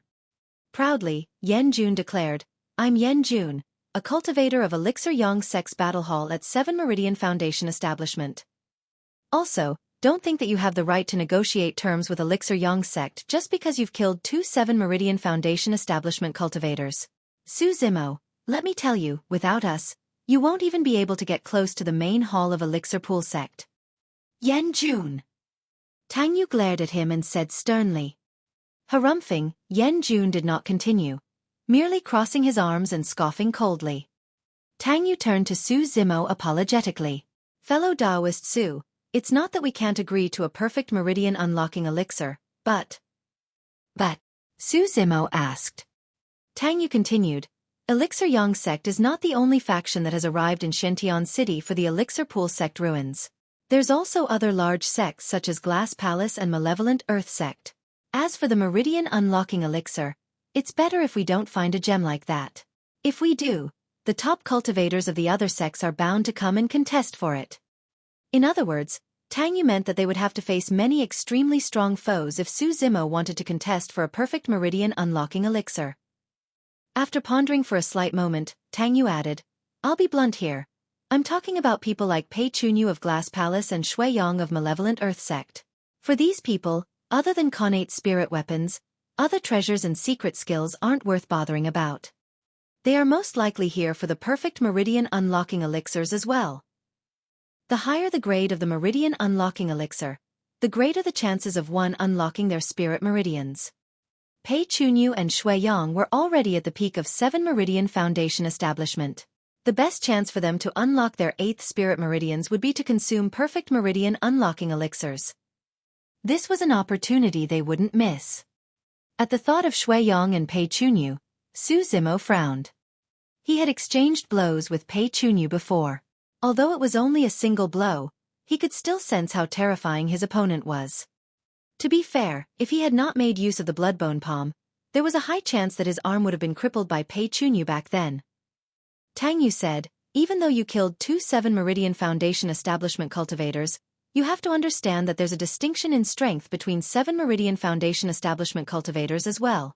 Take me for example, I'm at 7 Meridian Foundation establishment as well, but I'm an elixir refinement master. 5 of me won't be a match for people like Chai Li and Hu Meng. However, even 10 7 Meridian Foundation establishment cultivators the likes of Chai Li and Hu Meng wouldn't be a match for Pei Chunyu or Xueqi. That's the difference we're talking about.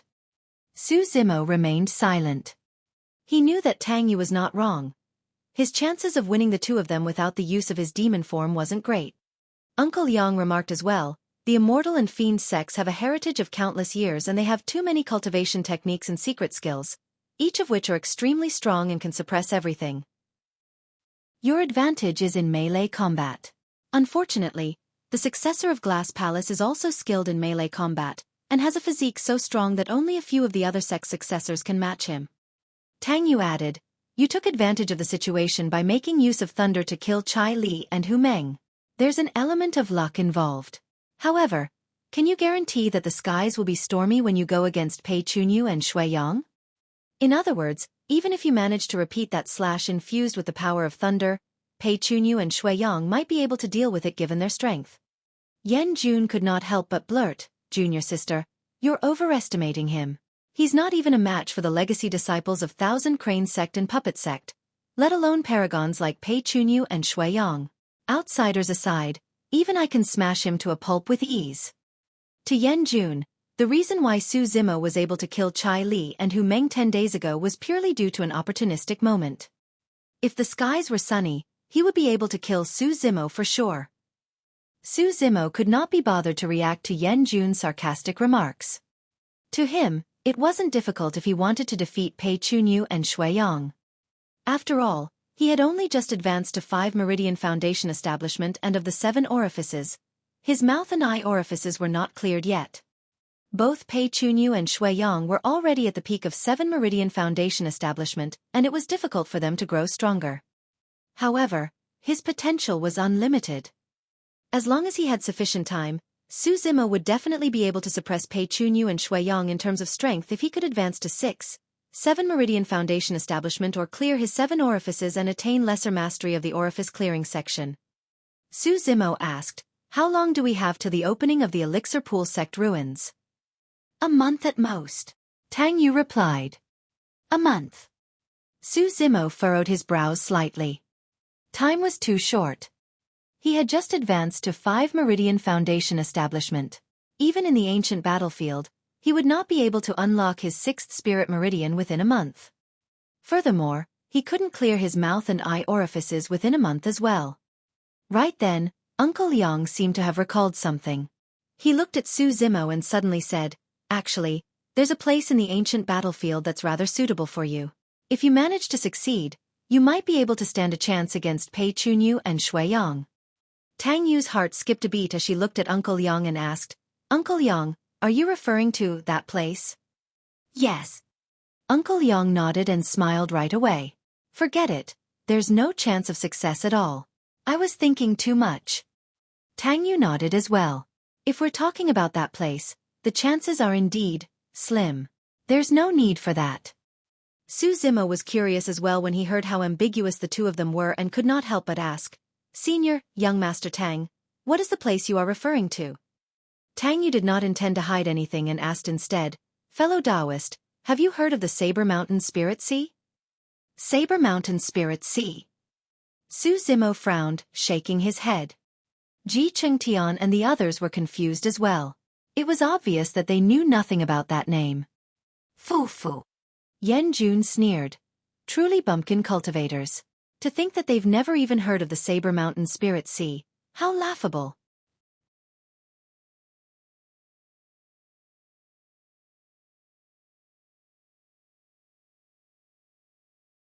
Chapter 382. Legend of the Saber Emperor. Chapter 382. Legend of the Saber Emperor. Each time cultivators of the Great Zhou dynasty entered the ancient battlefield, they would only linger around the borders. How could they have heard of the Saber Mountain Spirit Sea? If it was not because Su Zimo had brought Ji Qingtian and the others to this place, they might never have known about Shintian City, nor would they have the chance to interact with large sects such as Elixir Yang Sect and Glass Palace in their entire lives. Experiences as such were rare and precious, serving as eye-openers. Su Zimo never had any feuds with Yan Jun. However, the latter had been unfriendly to him right from the beginning, shooting sarcastic remarks whenever he had the chance. As for the exact reason, Su Zimo had a vague guess. However, this was a cultivator of Elixir Yang Sect's battle hall after all, and Su Zimo was not bothered since Yan Jun had yet to cross his bottom line. Tang Yu frowned gently and shot Yan Jun a stern look before saying slowly, "The reason why the Saber Mountain Spirit Sea is so famous is because of an old legend related to it." Through her tone, it was obvious that the legend was far from simple. Su Zimo's group looked serious as they sat upright and listened intently. Tang Yu said slowly, "The legend of the Saber Emperor." The Saber Emperor. The moment those two words were said, the void trembled, as if a pitch-dark crevasse had been opened up, sending a chilling gust of wind forth. The mere mention of those words brought forth an indescribable pressure. It was ancient, as though it had crossed through the archaic times with an indestructible intent that was shocking. Instantly, a killing intent filled the hall. Everyone felt as if it had become much more difficult to breathe. It took a long while before the sensation dispersed. Tang Yu took a deep breath and said, "The Emperor represents invincibility, superiority and uniqueness.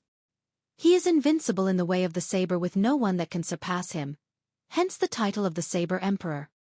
While the Saber Emperor may not have been the strongest person in Tianhuang mainland, he was the one and only emperor in the way of the saber among all the saber cultivators." Su Zimo understood. In any given era, there could be many emperors.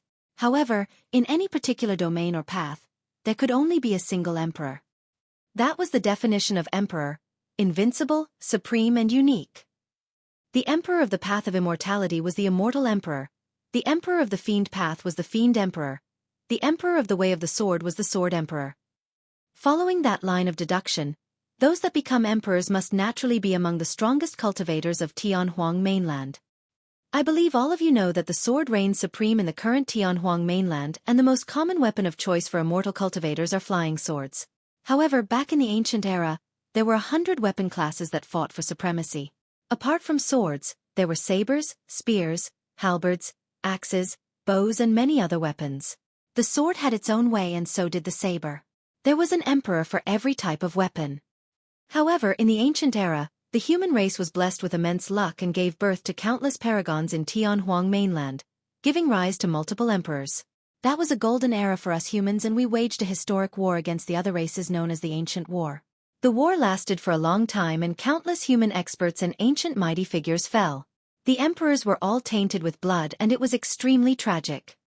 Although we humans stood victorious after the war, most of the 100 weapon techniques were lost in the ancient battlefield with no future left in sight.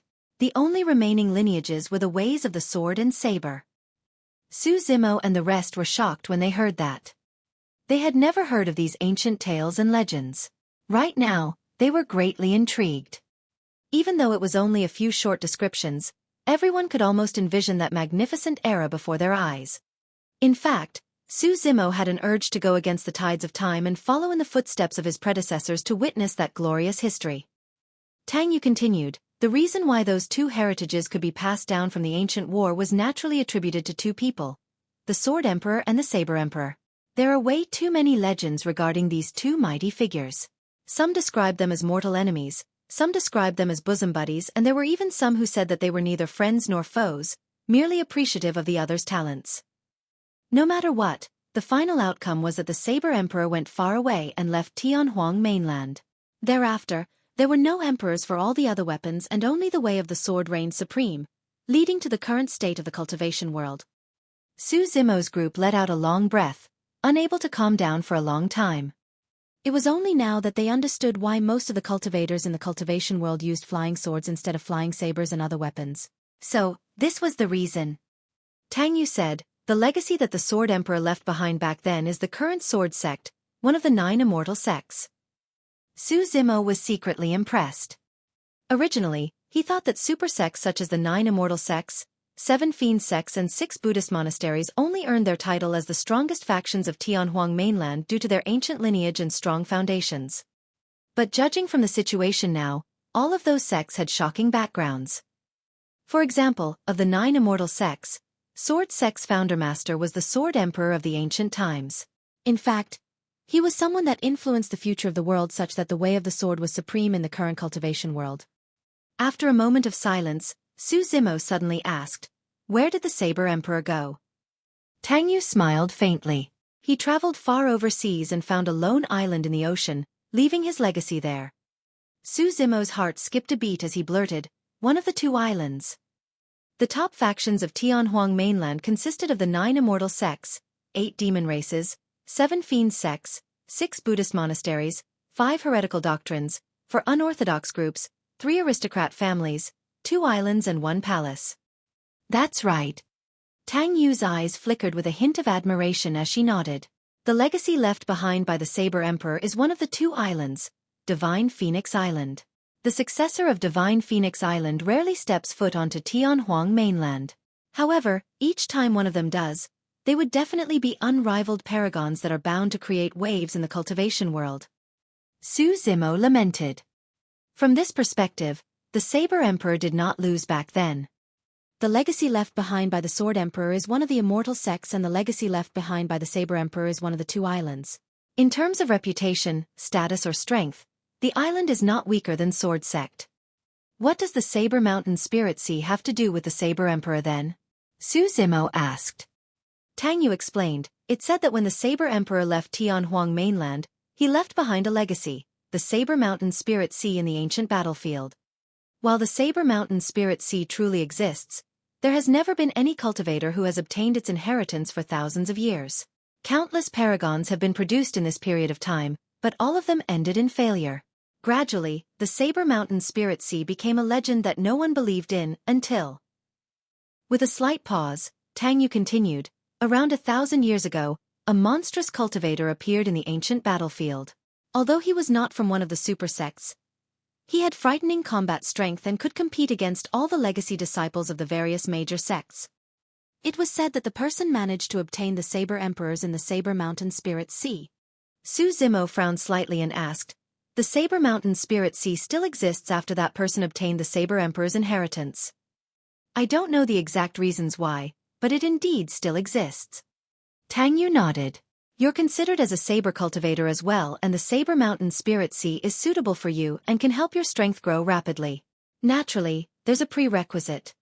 And that is for you to obtain the inheritance of the Saber Emperor."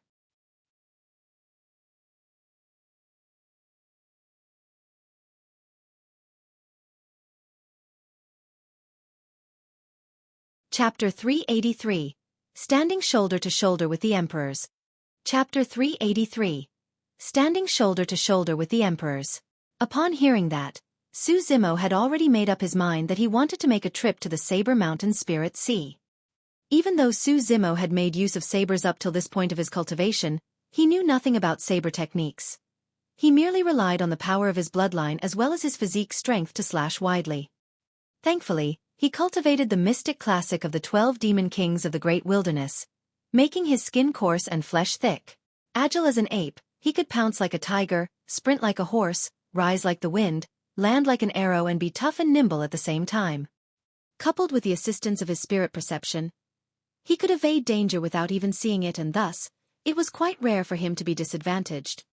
However, Su Zimo knew very well that if he were to meet a top-notch expert, his opponent would be able to easily find the openings of his saber technique and take him down, even if the latter's strength could not match his. Therefore, even if there was only a 1 in a million chance, Su Zimo wanted to head over and give it a shot. When he saw that Su Zimo was moved, Yan Jun sneered at the side. "There have been countless cultivators who have been to the Saber Mountain Spirit Sea before. Many of them were paragons that were far beyond their contemporaries. However, there has only been a single person who has managed to succeed through the thousands of years. Does a country bumpkin such as yourself who have never even heard of the Saber Mountain Spirit think that you are befitting of receiving the Saber Emperor's inheritance? Tang Yu was already displeased at how Yen Jun was targeting Su Zimo repeatedly. It was only after she noticed that Su Zimo was calm and had no reaction that she became slightly relieved. Also, there's one more thing I have to remind you about. Tang Yu said deeply. I don't know much about the Saber Mountain Spirit Sea either. After all, there has already been someone who received the Saber Emperor's inheritance 1,000 years ago. As such, you might end up making a wasted trip. It's all right. Su Zimo smiled calmly. The many legends that you've told me about are truly fascinating. In the ancient war, dragons and snakes rose together with the emperors in that golden era. The only regret I have is that I wasn't born back then to stand shoulder to shoulder with those emperors, leaving my name through history. The moment he said that, the whole went silent. Everyone watched with shock and slightly agape mouths. The verve of this man. How much verve was required for him to state that he wanted to leave his name through history by standing shoulder to shoulder with those emperors? The fact that such a statement was said by a Foundation establishment cultivator was truly ridiculous and arrogant. For some unknown reason, Su Zimo was not filled with passion or unparalleled pride when he said those words, merely looking extremely natural. However, it felt as though the green-robed cultivator before them was truly qualified to stand shoulder to shoulder with those emperors. Even Yen Jun, who had a grudge against Su Zimo, could not spout out a single sarcastic remark at this moment. He wouldn't have dared to repeat Su Zimo's statement personally, worried that bad luck might befall him from the unknowns. Even for the emperors that have fallen for countless years, their dignities could not be sullied. Uncle Yang looked at Su Zimo deeply. Initially, he had underestimated Su Zimo. However, at that moment, Uncle Yang's previous impression of Su Zimo disappeared entirely. Su Zimo did not notice the strange expressions of everyone around him, merely immersed in his own emotions. Shaking his head gently, he lamented, "Time is merciless through history. Be it the Sword Emperor or the Saber Emperor, both have already passed on along with those eras, leaving only their legends. Since there's no longer a chance to witness the majesty of the Saber Emperor, I might as well head out to the Saber Mountain Spirit Sea. Even if I can't obtain the inheritance, I can relive the glory of the past in the ruins to make up for the regrets in my heart." Tang Yu nodded. "Since you have already decided, I won't stop you. However, you have to return to Xiantian City within the month to help us contend for the Elixir Pool Sect ruins." "All right." Su Zimo nodded. Right then, a cultivator of Elixir Yang Sect strode in quickly and greeted with cupped fists. "Young Master, Feng Man of Thousand Crane Sect requests an audience." "Sister Man?" Tang Yu pondered for a moment and shifted her gaze. It paused on Lang Ro for a brief moment before she nodded. "Invite her in," she explained to Su Zimo's group. The four unorthodox groups have a pretty good relationship. Sister Man is the commander for Thousand Crane Sects expedition this time round, and I've known her for many years. Right then, a woman in a long white robe strode over. With a curvy and voluptuous figure, her steps were nimble and her black silky hair was tied in a bun, exuding a mature and dignified aura. Her features were exquisite and very beautiful. On the woman's waist, apart from a storage bag, there was a pink paper crane that was really pretty tied to it. Tang Yu walked over and smiled. "Sister Man, come on in." Feng Man glanced at Tang Yu and chuckled. Why are you still dressed like this? You're no longer young." "I'm used to it," Tang Yu blinked. "Xiaoyu, I'm not going to beat around the bush. I'm here for someone." Feng Man did not waste time with any small talk. "For her." Tang Yu glanced at Lang Ro. Feng Man smiled. "I can't keep anything from you." "Me?" Lang Ro was slightly stunned. Feng Man nodded with a gentle gaze. "I can see your talent in talisman crafting and can't bear to bury it, so I'm here to invite you to join Thousand Crane Sect. What do you think?" Lang Ro loved crafting talismans and indeed wanted to join Thousand Crane Sect. However, she did not expect the latter to come knocking. Furthermore, she could tell that this Thousand Crane Sect cultivator was truly sincere. Right then, another Elixir Yang Sect cultivator headed in and greeted with cupped fists. Ingze of Puppet Sect requests an audience. One of the 5 heretical doctrines, Puppet Sect. Let him in. Tang Yu raised her head. Not long later, a muscular man strode into the hall wearing linen clothes. He had short hair and looked honest, grinning with cupped fists the moment he entered. Greetings, fellow Taoists. Tang Yu whispered to Su Zimo, this man is Ingze, the commander of Puppet Sect for this expedition. Su Zimo nodded. Young Master Tang, I'm here today because I wish to invite someone to join our Puppet Sect. I wonder if that's all right. Ingze went straight to the point. Oh. Tang Yu smiled and asked, who is the one who caught your eye? Ingze pointed to Xueqi, who was drinking tea dully at the side. Him. Xueqi was confused and looked dazed, not understanding how he was chosen. Ingze grinned. This silly fool is not bad. He suits my taste. Ha ha ha ha. Little Fatty could not help but burst into laughter. Xueqi clenched his fists with a darkened expression and emphasized, I'm not silly, I'm merely honest. Yes. Ingze nodded and added after a slight pause, they're both the same thing. Xueqi. Little Fatty laughed even more merrily. Sun Dian of Tomb Sect requests an audience. One of the 5 heretical doctrines, Tomb Sect. Let him in. Before long, a pale-faced cultivator entered the hall. He had a monkey-like mouth and his eyes darted around, lighting up when they caught sight of Little Fatty. Sun Dian blinked repeatedly towards Little Fatty. Curious, Little Fatty leaned over. The 2 of them, one fat and the other skinny, ran to a corner and mumbled. Little Fatty nodded repeatedly with burning eyes and smacked his lips like a starving wolf. When he saw that, Su Zimo smiled gently. He felt happy for Lung Ro and the others.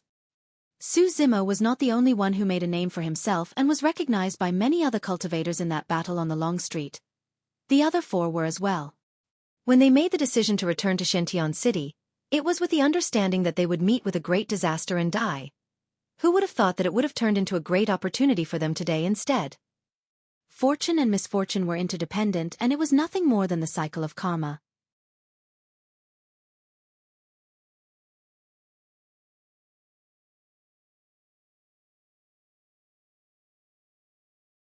Chapter 384. Hunted by 2 Sects. Chapter 384. Hunted by 2 Sects. Lang Ro and the others looked towards Su Zimo instinctively. Although this opportunity was earned by them fighting on the Long Street, most importantly, it was because of Su Zimo. If not for Su Zimo, they would have died long before they could even reach Xiantian City. Su Zimo smiled and nodded. Be it Thousand Crane Sect or Puppet Sect and Tomb Sect who appeared later on, the people who came were all the commanders of this expedition, the legacy disciples of the various sections. That alone was enough to tell of their sincerity. Since we're all in Xiantian City, we can meet one another at any time. Little Fatty was thoroughly engrossed in chatting with Sun Dian from Tomb Sect and bid farewell with that remark. I'll be leaving too. Xueqi scratched his head and left the hall behind Ingze of Puppet Sect. Lang Ro nodded to Su Zimo as a form of greeting and left with Feng Man of Thousand Crane Sect. Tang Yu looked towards Jiqington and blinked, saying in a playful tone, seems like I've got to extend my invitation right now or you'll be poached away by the other sections. If you don't mind, I'm willing to join Elixir Yang Sect, Jiqingtian replied with a smile. Tang Yu shifted her gaze towards Su Zimo and asked expectantly, what about you? Although Su Zimo agreed to assist Elixir Yang Sect to contend for the Elixir Pool Sect ruins, he did not mention anything about joining the sect. I'm different from them. Su Zimo shook his head and did not explain further, declining tactfully. Even though she expected that, Tang Yu could not help but feel disappointed when she heard his reply. Su Zimo cupped his fists. There's no time to waste. I'll head out to the Saber Mountain Spirit Sea right now and try to return earlier. Be careful. Tang Yu reminded. Turning around, Su Zimo disappeared before everyone's eyes swiftly. This was the first time that Su Zimo had shown his face in Xiantian City after that battle on the Long Street 10 days ago. Instantly, he attracted countless stares. Some were in awe, some in envy, some curious. Did you see that? That scholarly green-robed cultivator is Su Zimo. Oh, that's him? I thought he was going to have multiple limbs and heads. There were cultivators in Shention City who hadn't seen Su Zimo before. However, there were few who have not heard of his name. Walking on the long street, Su Zimo could hear discussions coming from a few streets away with a mere twitch of his ears. He was not bothered about such stuff. However, before he walked far, his heart skipped a beat. He sensed a fleeting killing intent from those strange gazes. Was it a survivor of the 4 mounted bandits? Or, the trees wanted silence but the wind did not stop. To think that someone would be harboring designs on him even after that bloody battle on the long street. Su Zimo maintained his composure and sneered in his heart, walking towards the east gate of Shention City. The killing intent followed him the entire time. Not long after he exited the city, Su Zimo sensed another killing intent on top of the first. He was neither fast nor slow in his speed. About 2 hours later, Su Zimo was already far from Shention City, and his surroundings were empty with no one around. Right then, the sound of clothes flapping could be heard from behind. Su Zimo stopped in his tracks and turned around. In the distant horizon, 2 figures were flying through the air at an extremely fast speed with a murderous aura. Narrowing his gaze, he focused on the sect badges around their waists and scoffed coldly while muttering softly, "It's indeed them." In the bloody battle on the long street, Su Zimo killed 2 7 Meridian Foundation establishment cultivators. Although it was because he took advantage of the circumstances, ordinary cultivators wouldn't dare to provoke him either. Furthermore, he had the backing of Elixir Sect. However, there were 2 sects in Shention City who had sufficient strength and reason to cause trouble for him. Glass Palace of the Immortal Sects and Malevolent Earth Sect of the Fiend Sects. He had rejected Pei Chunyu and Xueqi and embarrassed them in front of everyone the other day. Given their status, there was no way they were going to let things go. Naturally, Glass Palace and Malevolent Earth Sect could not strike when Su Zimo was in Elixir Sect. However, cultivators of the 2 sects chased after him the moment he was out of the city. Both Glass Palace and Malevolent Earth Sect had only sent a single person each. This was clear proof of how strong these 2 were. In reality, if Tang was here, she would have been able to recognize the 2 of them. The cultivator from Glass Palace was Lu Yun and the one from Malevolent Earth Sect was Di Xing. At 7 Meridian Foundation establishment, both of them were the right-hand men of Pei Chunyu and Xueqi and possessed terrifying strength. In the blink of an eye, Lu Yun and Di Xing had already arrived in front of him. They stood in midair on their flying swords, looking down at Su Zimo from left and right. Fu. Lu Yun chuckled lightly with a mocking gaze. Su Zimo, why aren't you running? Are you prepared to surrender since you know there's no way you can run? Di Xing's gaze was ice-cold. Su Zimo smiled. If he activated his bloodline and deployed Divine Steed Fleeting at full speed, these 2 wouldn't be able to catch up to him. The 2 of them descended slowly from midair, maintaining a fixed distance and were cautious of one another. Lu Yun was the first to speak as he pointed to Su Zimo and said to Di Xing, "Fellow Taoist, let's put it bluntly. The moment this man is dead, we'll split the treasures in his storage bag evenly." "No problem," Di Xing nodded. Rolling his eyes, Lu Yun continued, "I want the long blood-red saber in his possession. If that's the case, I'll take the gigantic moon-white bow," Di Xing replied. The 2 of them were referring to the perfect spirit weapon, Blood Quencher, and the quasi-connate spirit weapon, Moon Concealment Bow. Neither of them took Su Zimo seriously and were already discussing how they should split his belongings. Su Zimo's eyes flashed with mockery as he shook his head slightly. Immortals and fiends were different. Since the ancient times, the duty of an immortal has always been to exterminate demons and slay fiends. But now, what difference did the immortal sect cultivator before him have with those of the fiend sects? "What are you guys doing?" Su Zimo asked indifferently. "Oh, I almost forgot about you. Senior Brother Pei has a message for you." Turning around, Lu Yun let out a creepy smile and said slowly, "Anyone I wish to kill will definitely die." Di Xing's gaze was cold as he said maliciously, "Allowing you a chance to be Senior Brother Xue's guard was an honor for you. Since you don't want it, prepare to die." Fu. Su Zimo laughed and asked, "Why didn't Pei Chunyu and Xueqi come themselves if they wanted my life? There's no need to use a sledgehammer just to crack a nut." Di Xing's expression was filled with disdain. Lu Yun sneered. Why does senior brother Pei have to deal with a nobody like you personally? Ha ha ha. Su Zimo laughed into the skies. His laughter was deafening, shaking the void like a great bell. Lu Yun and Di Xing felt a slight stinging pain in their ears. Suddenly, Su Zimo stopped laughing. His eyes were bright and filled with killing intent as he shouted, "The likes of you two actually think that you can have my life? Su Zimo, you're too arrogant. You think that you are fit to challenge me just because you've killed people like Hu Meng and Chai Li?" As a disciple of Glass Palace, Lu Yun was fearless as he took a deep breath and channeled spirit energy. Instantly, 7 spirit meridians shone beneath his robes and rumbled furiously with a mighty aura. There's no need to say anything else. Die! Su Zimo strode forward and whipped out Blood Quencher with a backhand. The blood beam expanded and enveloped Lu Yun and Di Xing.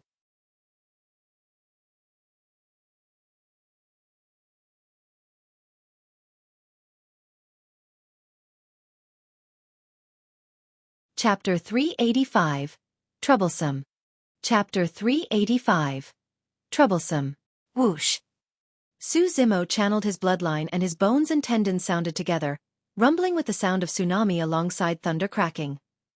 5 spirit lights shone on Blood Quencher and burst forth into a blinding radiance, akin to a blazing blood-colored sun. It shot through the void with a sharp edge. The power of that slash was extremely strong and it was fast. Any other ordinary cultivator, even if they were at 7 Meridian Foundation establishment, would have been shocked. However, Lu Yun and Di Xing were unimpressed and they even had mocking expressions. Let the body be like glass, transparent inside out and cleansed of impurities, turning indestructible. Lu Yun stood on the spot and chanted the mantra. Each time he said a single word, his body's aura would change slightly. Until the end, Lu Yun's muscles seemed like they were veiled with a mysterious luster, bright as glass and without flaws and impurities. At the same time, Lu Yun's arms shone with 4 spirit lights. It was a pair of braces, a supreme-grade spirit weapon.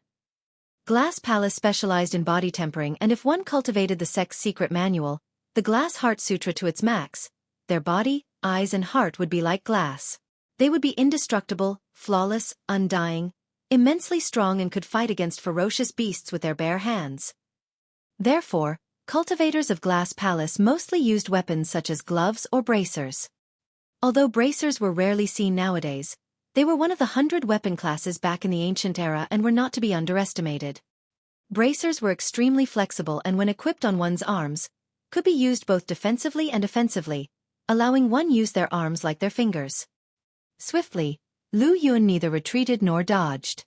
He buckled his knees slightly, shifting his center of gravity downwards as he propped up his arms to receive the incoming Blood Quencher. Clang! The sound of metal clashing rang. Lu Yun's figure turned shorter as his feet sank deep into the ground. However, he was not pushed backwards nor did his expression change. As for Blood Quencher, it rebounded highly against the tremendous force. Su Zimo narrowed his eyes and his heart skipped a beat. On the surface, this was an even exchange. But in reality, he took the initiative and his Blood Quencher was a grade higher than Lu Yun's bracers. Yet, he did not gain any advantage despite such circumstances. This is a tough nut to crack. Su Zimo realized that he might not be able to kill this person quickly, and could not help but shift his gaze towards Di Xing who was not far away. After that slash, Su Zimo used the remaining momentum of Blood Quencher as it was repelled to redirect towards Di Xing of Malevolent Earth Sect at the side. The blood beam was blinding with a nauseating smell. A few years ago, deep underground, Su Zimo dealt with some of the Fiend heirs before and had some understanding towards the Fiend sections. Among the Fiend sects, Overlord Palace was the strongest in body tempering followed by Zenith Sect. The physique of Malevolent Earth Sect's Fiend heir was not strong. Su Zimo wanted to make use of a ferocious burst attack to kill Di Xing first before dealing wholeheartedly with Lu Yun later on. Hee. As though he had sensed Su Zimo's killing intent long ago, Di Xing let out an odd chuckle and 7 spirit meridians shone on his body. Spirit energy surged as he opened his mouth, spitting out a black smoke that gushed in an illusory and malefic manner. Although he had yet to clear his eye orifices, Su Zimo's vision was extremely strong due to his daily cultivation of the mystic classic of the 12 demon kings of the great wilderness. But now, he felt his vision go black against the black fog. In that moment of daze, he lost track of Di Xing. Bloodquencher seemed to have entered a quagmire in this mass of malefic energy, and could barely be moved. The malefic energy enveloped and corroded the blade, causing its spirit light to dim while the blood beam on the blade showed signs of weakening. Humph! Su Zimo harumphed and held Bloodquencher horizontally across his chest. Channeling his bloodline, a ball of blazing lightning appeared in his palm and he swiped it across Bloodquencher. The power of thunder was the most masculine and could purge off evil. It was the most effective against such malefic energy. With a series of crackling sounds, the malefic energy around Bloodquencher was completely purged by the ball of lightning in Su Zimo's palm. 5 spirit patterns shone on the blade once more as it regained its luster. Lightning! Di Xing's eyes flashed with caution. In reality, the smoke that he had spat out was far from simple. It was one of malevolent Earth Sect's secret skills, Spirit-Devouring Malefice. The Spirit-Devouring Malefice was extremely strong and was used to corrode spirit weapons. Any spirit weapon that was tainted by the Spirit-Devouring Malefice would have its spirit chi sucked away. Left unpurged, even its spirit patterns would be erased, rendering the spirit weapons almost useless. Swoosh! Lu Yun charged over from the side with his bloodline rumbling like lead mercury. A fierce wind blew behind him as he swung his arms and smashed down. Su Zimo took a wrong step and twisted his body to slash in reverse. Clang! Sparks flew everywhere. In a flash, Su Zimo's body swayed as he made use of the energy from that blow's rebound and crossed his legs, unleashing Divine Steed Fleeting to charge at Divine Steed Fleeting, who was not far away with a furious killing intent. Di Xing was different from Lu Yun. His physique was average and he was not strong in melee combat. Su Zimo would be able to kill him as long as he could get close. Seemingly seeing through Su Zimo's intentions, Di Xing smirked coldly. Go! Suddenly, he threw out the bone spear in his arms and it hovered in midair. A pitch-black smoke surged out from his fingertip, entering the spear. The 10-jointed bone spear shone brightly with spirit light and 4 spirit patterns. Di Xing's fingers shifted continuously as he conjured a hand seal while shouting, "Go!" The moment he said that, the 10-jointed bone spear broke apart and turned into 10 bone spikes. Each of them were shrouded with malefic energy as they shot towards Su Zimo at lightning speed. Su Zimo had just deployed Divine Steed Fleeting when his mind flashed with a warning. In a dizzying moment, he was welcomed by 10 bone spikes. The spikes shone coldly and were extremely sharp. These were not weaker than normal sharp weapons, and holes would definitely appear on one's body if they found their mark. The scariest thing was that the 10 bone spikes were extremely precise and sealed off all of Su Zimo's escape routes. 8 bone spikes occupied 8 different directions. The remaining 2 bone spikes sealed the upwards and downwards directions. All 10 directions were completely sealed. Right then, it would be difficult for Su Zimo to avoid the bone spikes even if he made use of Anaconda Swath. What a brilliant technique! Su Zimo was secretly shocked. Ethereal Sword, one of Ethereal Peak's 3 secret skills, was a weapon technique as well and consisted of 3 levels. However, compared to the weapon technique of Malevolent Earth Sect, Ethereal Sword was clearly a class weaker. Ever since he started cultivating, Su Zimo had fought countless battles. However, this was the first time that a cultivator could seal off his movements with just a weapon technique.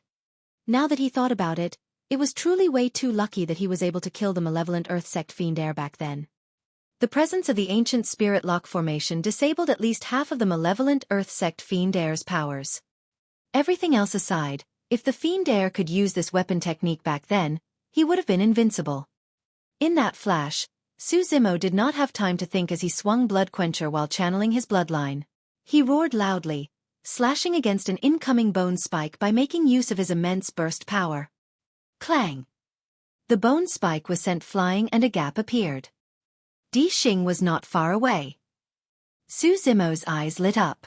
Just as he was about to charge through the gap, the air behind, above, below and on his sides vibrated immensely. The other 9 bone spikes descended, leaving Su Zimo no chance at all.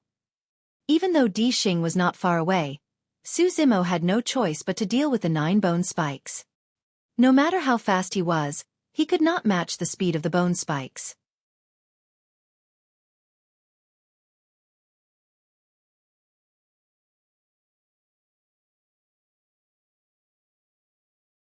Chapter 386. Contracting Tendons and Bones. Chapter 386.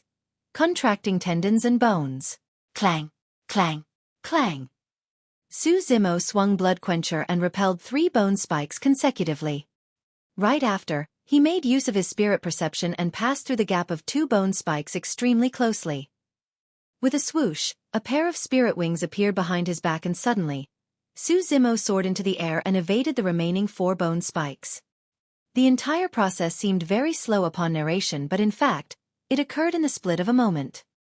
Any slight delay would have riddled Su Zimo's body with holes. Su Zimo was internally shocked by how he had to unleash multiple trump cards just to barely evade the wave of attacks from Di Xing's bone spear. Taking a deep breath, Su Zimo was about to charge forward and shorten the distance between him and Di Xing when a cold light flashed by his eyes, followed by an incoming wave of malefic energy. The bone spike that he had first repelled was now approaching him once more. The sequence was perfect and Su Zimo did not have any breathing room at all. With the use of his spirit wings, Su Zimo hovered in midair and reared his head. His body was almost parallel to the ground. Swoosh, swoosh, swoosh. A series of piercing sounds could be heard. The previous 9 bone spikes had returned and sealed his path once more. Out of exasperation, Su Zimo could only swing Blood Quencher and fight head-on. Clang, clang, clang, clang. He had just soared into the skies but was forced to descend onto the ground after the consecutive furious attacks of the bone spikes. It was only now that Su Zimo understood why Tang Yu and the others had always thought that he was not a match for Pei Chunyu and Xueqi. Even after he displayed unparalleled strength in that bloody battle on the Long Street, or killed 2 7 Meridian Foundation establishment cultivators single-handedly, no one thought highly of him. The 2 men before him had already given him an answer. This was the strength of the disciples that belonged to the top factions of Tianhuang mainland. Skynet Fist. Lu Yun's voice sounded. The spirit chi in the void behind Su Zimo fluctuated wildly. This was a sign of the condensation of spirit arts. The changes of the void alone was enough to tell of how frightening Skynet Fist was. Not far away, Lu Yun conjured a hand seal and punched towards Su Zimo through the void. A fist that was conjured from spirit energy materialized and was crystal clear. It shot out, punching towards the spot where Su Zimo landed. Boom! Su Zimo had just landed on the ground when he heard an explosion. Without looking, he could already feel a gigantic fist coming towards his body with a terrifying might as it caused the surrounding air to explode. Lu Yun had arrived. After Skynet Fist, Lu Yun's body flashed and he charged forward. Swinging his arms, his bracers shone brightly and smashed towards Su Zimo's head. There was no wonder why Lu Yun was a disciple of an immortal sect. His timing was impeccable. Right as Skynet Fist descended, he had arrived while unleashing a killing move. Danger! The current situation was much more dangerous than 10 days ago on that long street. Su Zimo was already having too much trouble dealing with the 10 bone spikes before him, and now, Lu Yun, who was terrifyingly strong in melee combat, was striking from the back. A single misstep and Su Zimo would die on the spot. Lu Yun and Di Xing's eyes shone excitedly. To them, Su Zimo was already a dead man with nowhere to run. Even Pei Chunyu and Xueqi might not be able to escape unscathed against such an attack. However, what puzzled the 2 of them was that they couldn't spot a single trace of panic on Su Zimo's face. Those eyes were calm as water with slight ripples of killing intent. All of a sudden, Su Zimo did something that Lu Yun and Di Xing could not understand at all. He put away his Blood Quencher. Before the 2 of them could think about why Su Zimo did that, the latter had already struck. Fiend Suppression Seal. Su Zimo's left hand flickered and he connected his middle finger and thumb, conjuring a hand seal while chanting a mental sutrich. Boom! A golden palm descended from the sky in a blinding manner. Tearing through the firmament, the patterns on the palm were clearly visible as it slammed towards the Skynet Fist with an apocalyptic might. The palm and fist collided, creating a deafening bang in midair. The spirit chi in the void turned chaotic instantly. A massive wave of energy shot out from the collision as a core, spreading towards the surrounding in a golden light as spirit energy dissipated. Su Zimo's arms were already starting to feel numb after clashing with Di Xing repeatedly earlier on. If not for his powerful bloodline that surged like a tidal wave, he would not be able to lift his arms now, let alone have the strength to retaliate. Right then, Lu Yun's fist flew over. Good move. Su Zimo narrowed his gaze and punched in reverse. His right hand was the indestructible blood-bone palm. One side was an accumulated attack while the other side was a forced counterattack. Despite knowing that he had the disadvantage in strength, Su Zimo could only ensure that his right hand would not be crippled by the other party's punch. Bang! The fist and arm collided. Lu Yun's bracers struck Su Zimo's fist. However, instead of bones cracking, a dull sound of defeat was heard. Su Zimo's right hand was bloodied but his bones were intact, merely suffering wounds on his flesh. Ha! His palm isn't crippled. Lu Yun's pupils constricted. The other party merely suffered injuries on the flesh after taking a supreme-grade spirit weapon head-on with his body. In fact, his bones weren't even cracked. As expected, Su Zimo's strength was not enough for that clash and his body stumbled backwards towards the 10 incoming bone spikes. Fufu, he's going to die in my hands still. Di Xing sneered. However, he stopped before he could finish. Under their watchful gazes, Su Zimo was about to be pierced by the 10 bone spikes when his bones and tendons sounded at the same time. They shifted and suddenly contracted into a bundle, making him the size of a small child. Pest! The two of them gasped. Lu Yun was even more shocked. How was that possible? Because Glass Palace specialized in body tempering, he knew very well that it was extremely difficult for a person to achieve what Su Zimo just did. That was the art of tendons transformation, a point where even the tendons and bones have been cultivated to the extreme. In fact, a person could change their appearance with this. Only a nascent soul with an essence spirit could distinguish between the person's true appearance. Even Pei Chunyu of Glass Palace could not achieve this, let alone him. After his body shrank, a few bone spikes that should have pierced Su Zimo missed instantly. Despite that, Su Zimo could not avoid all of the bone spikes. His miniature frame twisted in midair and contorted into an unimaginable arc, shuttling through a few bone spikes. Poof! Flashes of blood appeared. A bone spike brushed by Su Zimo's chest, leaving a wound. Although he did not manage to avoid all the bone spikes, Su Zimo managed to escape from a fatal situation with his unparalleled use of tendons transformation. Crackle! In front of the two of them, Su Zimo's bones and tendons sounded and that child expanded right away, turning to his original body once more.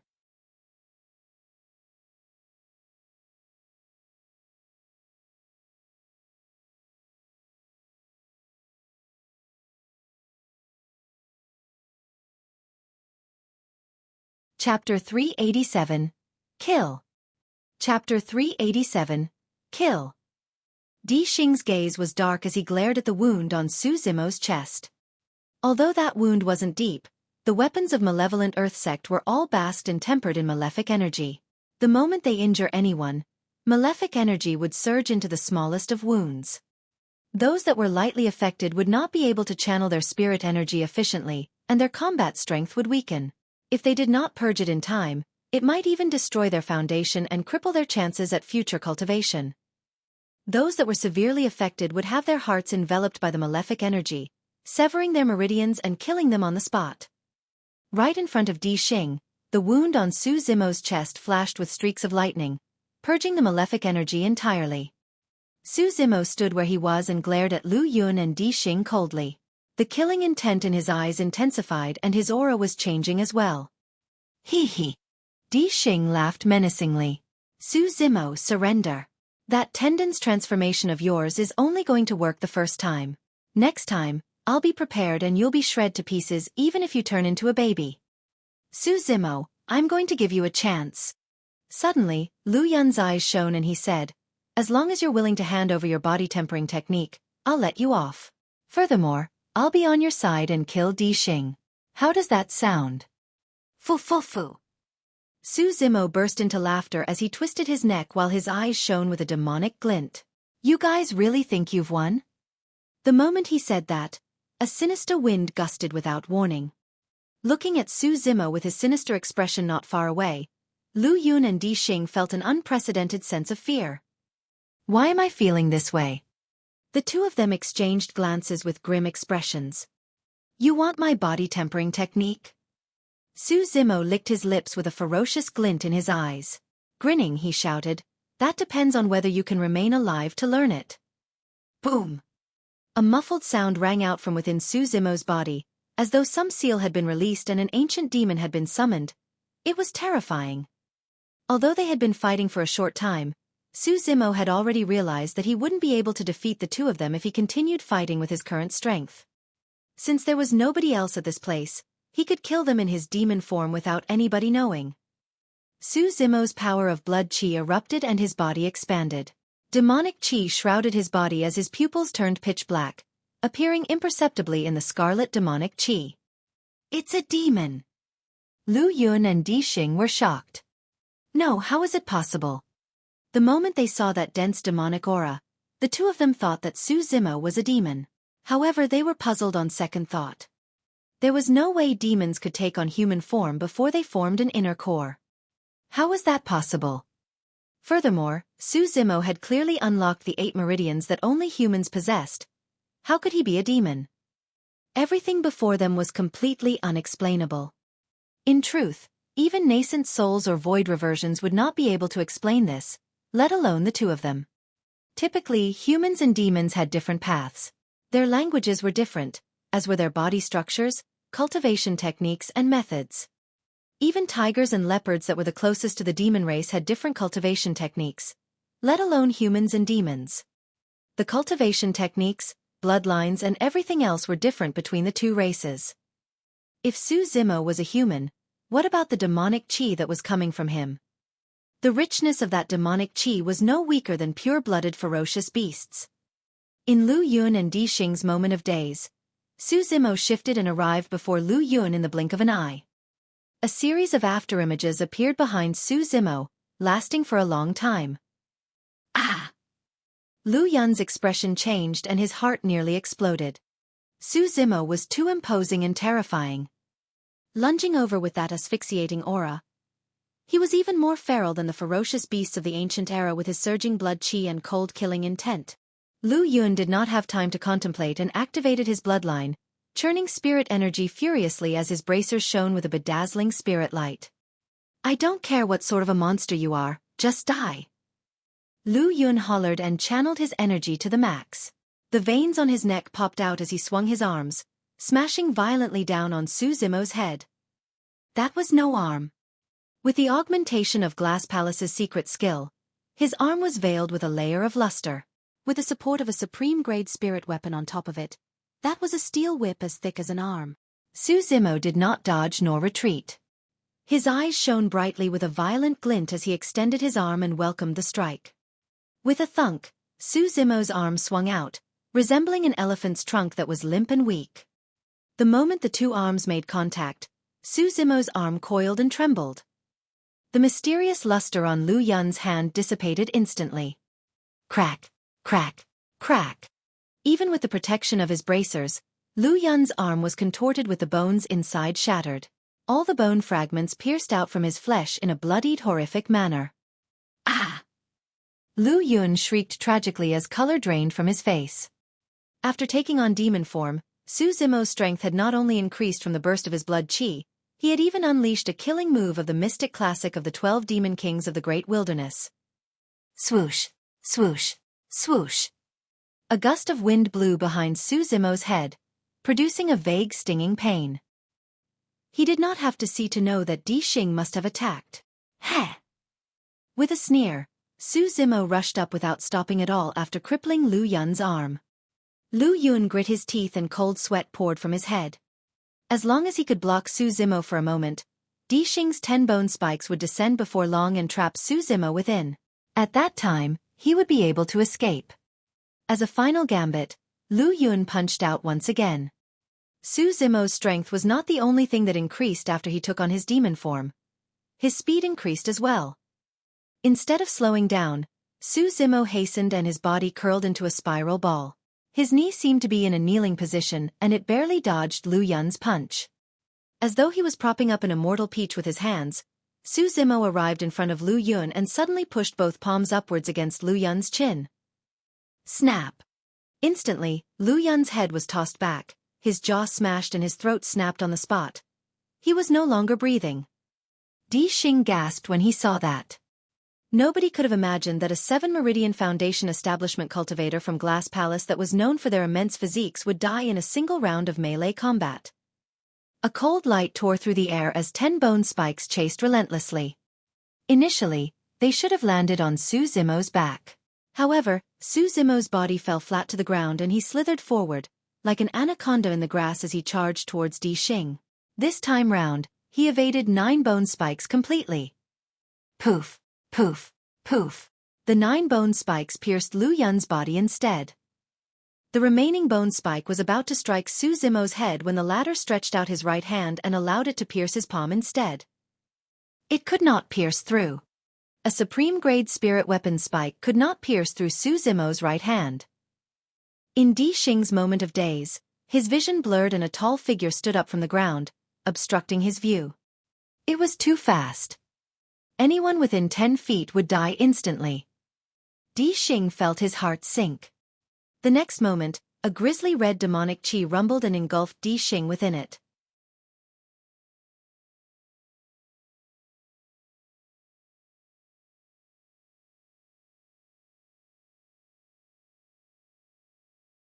Chapter 388.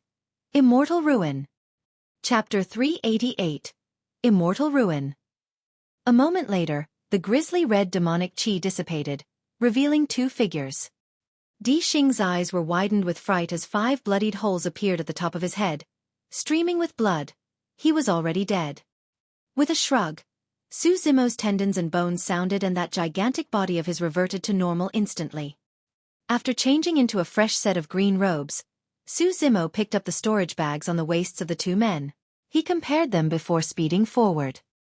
The Saber Mountain Spirit Sea was about 2 to 3 days away from Shentian City on foot. Along the way, Su Zimo checked out Lu Yu and Di Xing's storage bags. Initially, he thought that it would be best if he could discover the weapon technique of Malevolent Earth Sect that could wield those 10 bone spikes. He could cultivate it and use it on his flying swords. That way, he would not only be able to conjure sword formations, but also burst forth with immense killing power with that weapon technique. To his disappointment, he found nothing worthwhile in their storage bags. However, Su Zimo could understand the logic behind it. The weapon technique of Malevolent Earth Sect was definitely a secret skill. There was no way it would be put in a storage bag casually. It was the same for Ethereal Peak's 3 secret skills. Even golden cores were not allowed to carry the secret skills with them, let alone Su Zimo and the others.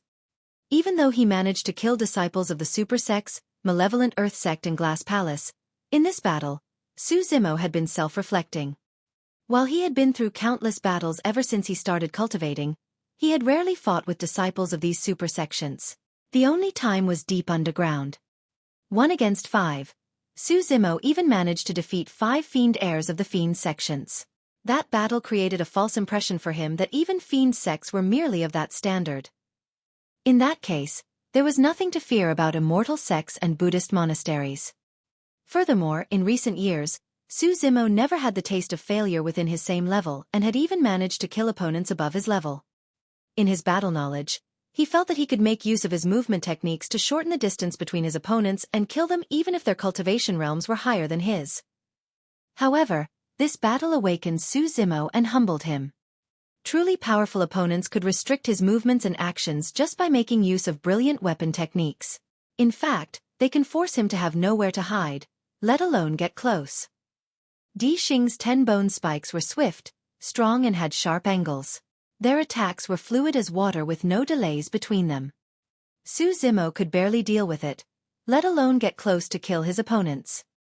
That was precisely the terrifying and powerful aspect of chi refinement cultivators. Most cultivators were indeed weak in physique and would die if demon beasts closed into them. That was a fact. However, cultivators could make use of various spirit arts and weapons to restrict a demon beast's movements. Body-tempered cultivators and chi refinement cultivators had their own advantages and flaws.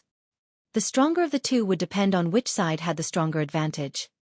Take the battle earlier for example. Zimo could not deal with the attacks of the 10 bone spikes merely by activating his bloodline. However, after he took on demon form and burst with his blood chi, his strength and speed was raised by a level, magnifying his advantage as a body-tempered cultivator and allowing him to close in and kill his opponent. Di Xing and Lu Yu were enough to cause trouble for Zimo. If he was dealing with Pei Chunyu and Shui Yang, things would be even more difficult. Furthermore, Glass Palace and Malevolent Earth Sect were only a part of the Immortal and Fiend sections. There were a total of 9 Immortal sects, 7 Fiend sects and 6 Buddhist monasteries. All of those ancient sects had firm foundations and countless secret skills. What sort of methods would their legacy disciples possess and how terrifying would they be?